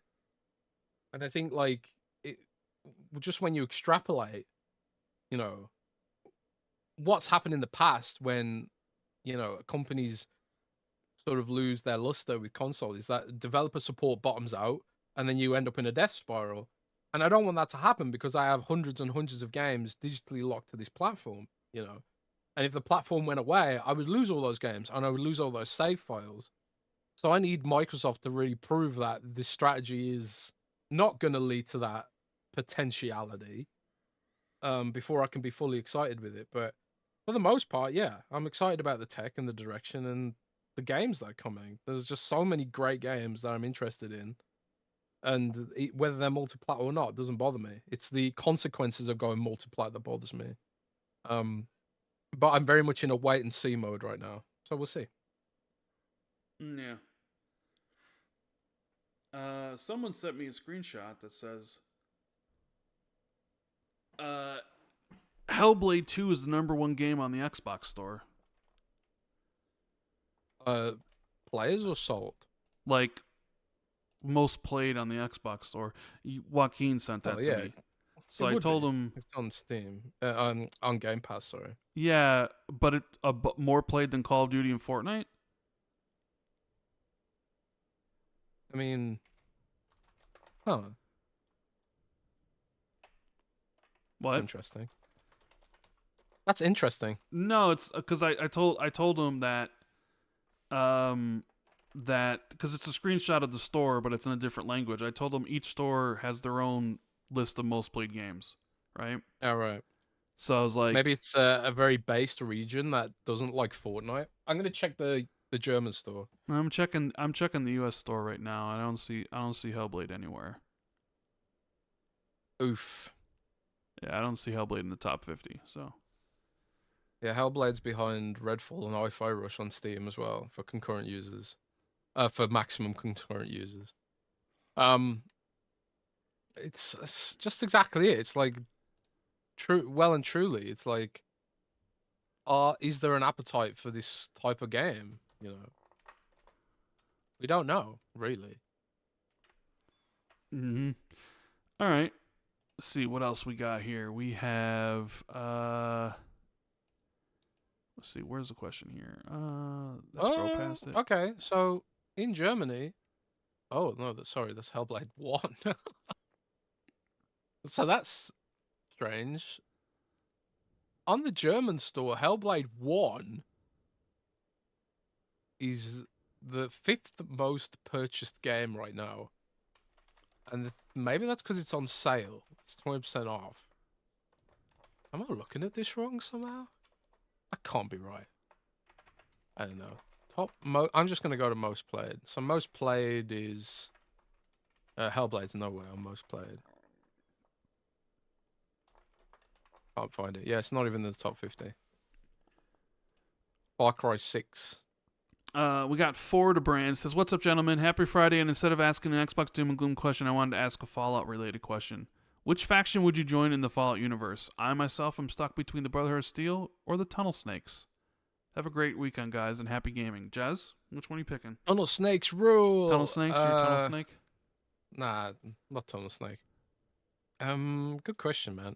I'd join the Enclave. Okay. I joined the Enclave because I want to find the aliens. Is that what the Enclave does? Is find aliens? Well, the Brotherhood of Steel is like the successor, as far as if I can remember right. The Brotherhood of Steel is kind of like the successor to the U.S. military, whereas the Enclave is like the successor to the CIA and the government. So the Enclave is like basically evil. But they have access to Area 51 and the aliens. So I want to find the aliens, man. Okay. Charge Buck says, "I just subbed to the Patreon." Well, thank you. And I have to ask, with all the Banjo Bros out there asking for a new Banjo game, where are all my fellow Voodoo Vince fans? Phil Spencer and I can't be the only ones who thoroughly enjoyed that game, right? If you had to pick, would you choose a new Banjo game or a new Voodoo Vince game? Love the podcast and keep up the good work, fellas. I would choose a new Banjo game if I had to choose between those two. I think Banjo at least has some recognition value. Voodoo Vince does not. So yeah, I'd never heard of Voodoo Vince until the re-release.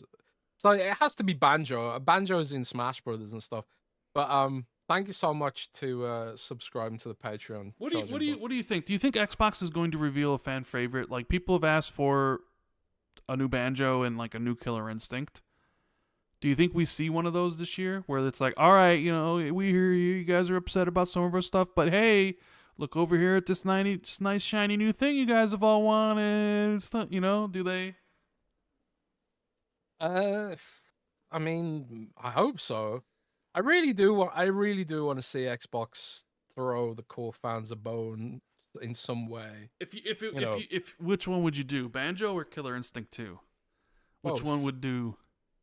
Do them both. The Do Killer them Instinct both. just got a new website. I did. Why So would you need a new website though? You know what I mean? why would you need a new website Why if you would weren't you gonna? need a new website?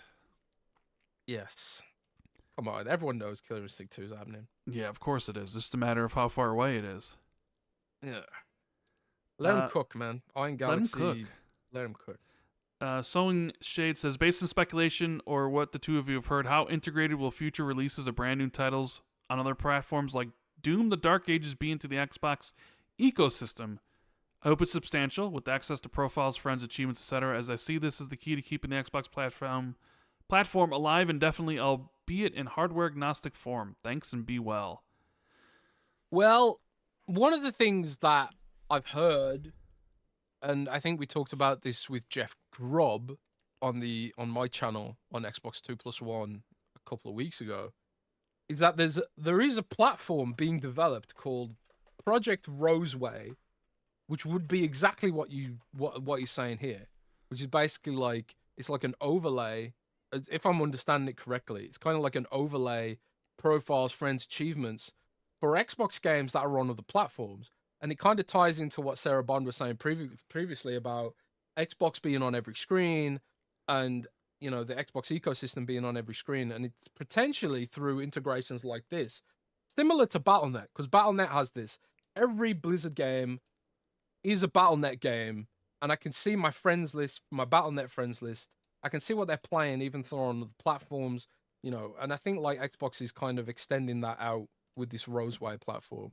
But we'll see. I think yeah, it's got to be a big part of what they do if they are indeed serious about having this Xbox on every screen. Vision, because it bugs me to no end, Rand, that Fallout Shelter on Android uses Google Games instead of Xbox stuff. That is like low-hanging fruit, man. I don't know how that's going to work, because we've seen with the stuff on PlayStation where like only, what was it, Sea of Thieves only used the Microsoft sign-in, like Minecraft. Maybe Doom does that. I don't know. You would think they would do that sort of stuff, but maybe they don't. I suppose it depends what the multiplayer looks like. I mean, presumably the next Doom has multiplayer, right? Maybe. Like Doom Eternal multiplayer. Yeah, but they scaled it back. Like you had full on much. multiplayer in Doom 2016, and then you had like a co-op mode, co-op PvEVP or whatever, like where one person was the Slayer and the other three people were the demons. So it seems like they're kind of gotten away from full on multiplayer. I don't know. Very interested to see what they do. Omen says, do you think Xbox should be more transparent with their player counts so it's similar to Steam? It's pretty frustrating to see other articles talking about low player counts of games like Hellblade when obviously most players are on Xbox Game Pass. I mean, nobody, Nintendo, PlayStation, or Xbox they don't give their numbers. It's just that Steam's open, and our websites got to churn out articles. I saw some article yesterday. It was like, Helldivers numbers have like declined drastically since launch. It's like, yeah, no shit, dude. Game's been out for 3 months now. Of course it's gonna go all the way down. Like, this isn't news. It's just easy it's not even clickbait content. It's just easy, just puppy mill content, Puppy mill. Yeah, like where they just churn out puppies. It's just like, just turn out easy articles with no thought, just being like, the numbers of this game are bad. Like when people like Harry Potter's lost 99% of its audience after 2 months. It's like, yeah, they beat the game and they moved on. It's still sold best-selling game of the year. I don't know. The player count thing doesn't really mean much, honestly, in the grand scheme of things. But I don't see any Xbox, Nintendo, or PlayStation or anybody changing their things to suit people wanting to see what the numbers are. Good old Collinwood says, happy towel day, Rand and Jez. Jez, how can you write a piece for Windows Sentinels previewing the upcoming Xbox game showcase and then post on X saying the show will be fire emoji, fire emoji, fire emoji, fire emoji, etc. This implies that you already know what is going to be in the show and are writing a tease piece or a spoil article. Shakes fist. Rand, Netflix this weekend announced that there will be a second season of the Three-Body Solution, Three-Body Problem. Is the second season enough to complete the trilogy, or do you think third season is needed? Well, the creators originally envisioned the 4 seasons to be able to tell the story. So you tell me they originally planned 4, and now they're going to have to do it in 2. Could you squeeze in the next 2 books into one more season, 8 episodes? You could, but it would have to be drastically cut down. I mean, drastically. So yeah, I don't know. I mean, I'm happy that we're getting the second season, but it's kind of being like, I wonder what they're gonna have to cut to be able to show what they want. But yeah, Jez, did you write a spoiler piece? Because is what good old Con was saying here kind of true? Well, the reason I tweeted the show is going to be fire is you wanted people to read your article. Yes. No, it's because I don't care if people read my articles. I'm sad of it. But it's because of what I've heard about the games we know are going to be there. So, like, I've heard Avowed's going to have better graphics and, upgraded. And there's been a lot of, in sort of rumor mill circles, there's been a lot of emphasis on how Xbox's sort of, and the coalition have worked to sort of upgrade their use of Unreal Engine. So, like, I'm excited to see the possibilities of that, and Shinobi's been on Reset Era teasing Gear 6 that it looks really, really good. And I know there is some things I put in the article that claimed were predictions that aren't predictions necessarily, but you have to work out what they are. I don't know the whole show. I'm not going to claim that at all. I don't know the whole show. Some of the stuff in there is just pie in the sky. Like I talked about backwards compatibility. Maybe they're going to do something with some of Activision's older games. I have no idea if they're going to do that. That's just more of a hope. But there are bits and pieces in there which are kind of less predictions and more, informed rumors. But yeah, we got Lee Sanders. Jez, know you love your sources, but what's your favorite sauces? Mayonnaise. Oh, does that count as a sauce? I guess it does. Enough of that. Dave I Ramos. put mayonnaise on everything. Hola, gents. First, Rand, you're crushing it today with the back-to-back podcast, #Gridiron. Second, with Call of Duty coming to Game Pass all but confirmed, do you think Xbox will finally begin bundling a month or 2 of Game Pass with consoles? Happy Memorial Day weekend. No, I don't think they will. They haven't done it yet. I don't think they're going to do it with Call of Duty. Personally. Would love to be wrong, but I don't see it happening. Sir Straight Allure says, happy after morning, boys. Storms have been wild around the U.S. this week, so I'm glad catching you on the show. Saturdays are nice, and I hope you're all safe. I tried posting this during the Jeff show, but my phone was going crazy, and I started getting deleted notices. But seeing Microsoft's ARM showcase on Baldur's Gate and Borderlands, I thought it might be more relevant than ever. But first, I want to recognize Rand. I posted a crazy question during the Studio Closer stream and expressed how I appreciated your analysis and contributions to the space, but Rand, you dismissed that as mainly Jez. But honestly, you're probably the most realist, level-headed contributor, and I think you present a proper neutral territory and represent everyday gamer stances more properly. And if nothing else, in the balance of the show, you help Jez pull back a little when he starts floating a bit. Okay. Now my idea. I'm sure I've missed this topic in past shows, but what's to stop Microsoft from re-entering the phone market via Windows and Xbox Phone? With the discussion surrounding Epic Game Store on a next box, it made me wonder about how one of the large points of contention in the Epic versus Apple lawsuit was the imposing cut taken by store holders. What if Epic cuts a deal with Microsoft for better percentage or even full revenue, and the benefit is it gives Epic Game Store a platform on mobile to grow their marketplace? Even console if maybe Microsoft integrates as an app for current and future home devices as well as mobile. Drawing the audience, and Epic offers benefits, discounts, and it's intertwined with Microsoft, and Microsoft can use it to further propel and expand their store and mobile push.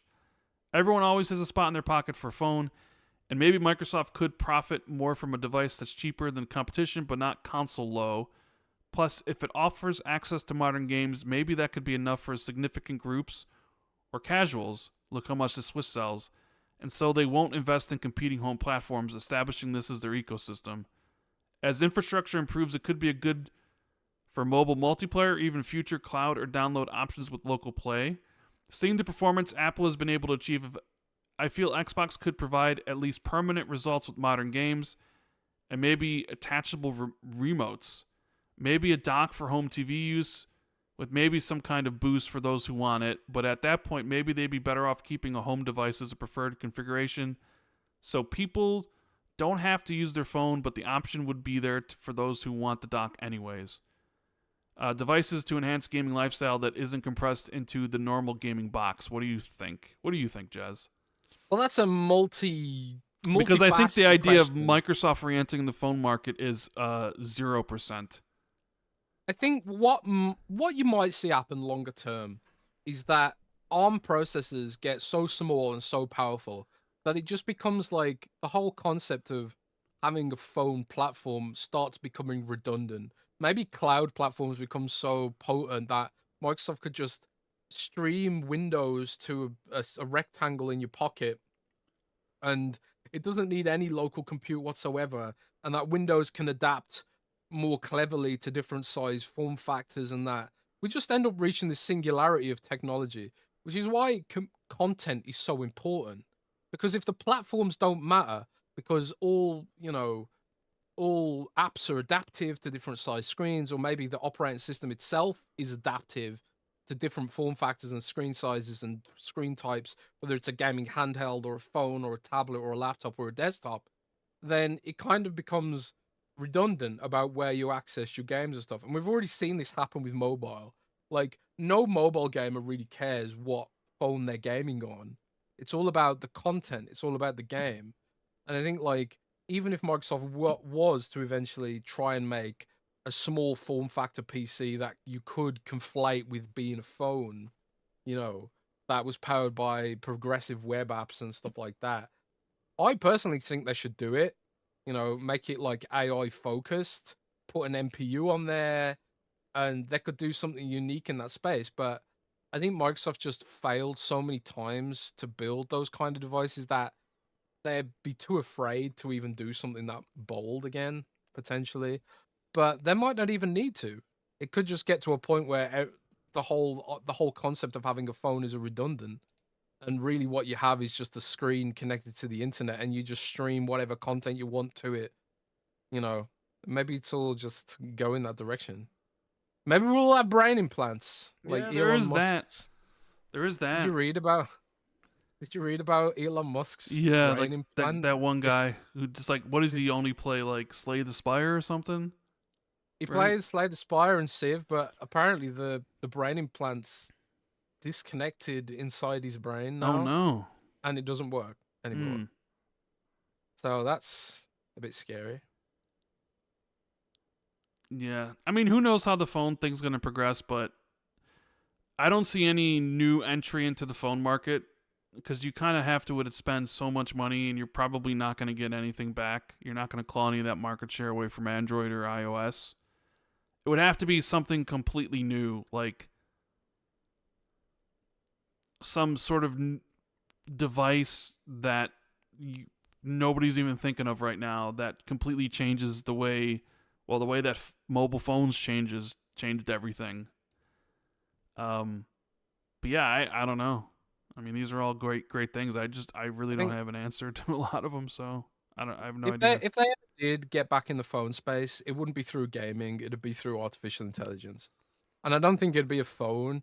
It'd be something like that weird rabbit thing that was made, some kind of like pocket device, which is less of a phone and Mm-hmm. more of an assistant. But maybe it can do phone calls or call you an Uber and stuff like that. If they ever did do it, it'd be through that direction. But nobody knows Yeah. where technology is going. We're on the edge of a big seismic shift with ARM processors getting more powerful and potentially replacing Intel as the de Yeah. facto architecture. Jez, Gaming. we got a few minutes. We gotta wrap it up because I'm getting Well, extremely tired. So I got two why are you so dollar. tired, bro? It's only one in Dude, the I've been morning. podcasting for 6 hours now. So slacking off, bro. your boy Roy with the 2 says, please give us another Sekiro. I agree with that. Jonathan M with the 5. Hey, gents, what's the belief on whether a new Xbox could play Sony games through Steam? Well, if Steam's on there, it'll play them. So it just depends on if Steam's on there. And Brett with the 10. Think Xbox should bring the Peter Moore 360 energy. Money hat marketing for all EA, Take-Two, and Ubisoft titles possible. Put the iron grip on PlayStation. Best part of this, regulars can't complain about shit. I mean, that would work if you're trying to sell consoles. I sort of feel like Microsoft really isn't. And I mean, they got Call of Duty marketing, and it doesn't really seem like they're gonna. I don't know. I mean, it's great to like say that market all this stuff, but Sony's not gonna stand pat and be like, yeah, we're gonna let you money hat all this stuff. We're not. It's like they got money to spend. But anyways, man, I'm really tired. I guess podcasting for 6 hours takes it out of you. Yeah, I want to thank everybody for being here. We can go for another hour. No, we can't. I can barely go for another 10 minutes. I want to thank everybody for being here on this beautiful Saturday. Me and Jez, love all you. We'll be doing an Xbox 2 Ultimate on Tuesday. And even though Jez is flying early to LA next week, we should be having 2 more Xbox 2 episodes leading up to the showcase to talk about whatever. Thank you to Manscaped for sponsoring this episode. Make sure you can, if you need a Father's Day gift, you can always use code XB2 at the checkout to get 20% off. And with that, we're out of here. Thank you, guys. And everybody. Enjoy the rest of your weekend. Rock and roll, baby. Keep it gaming. Later.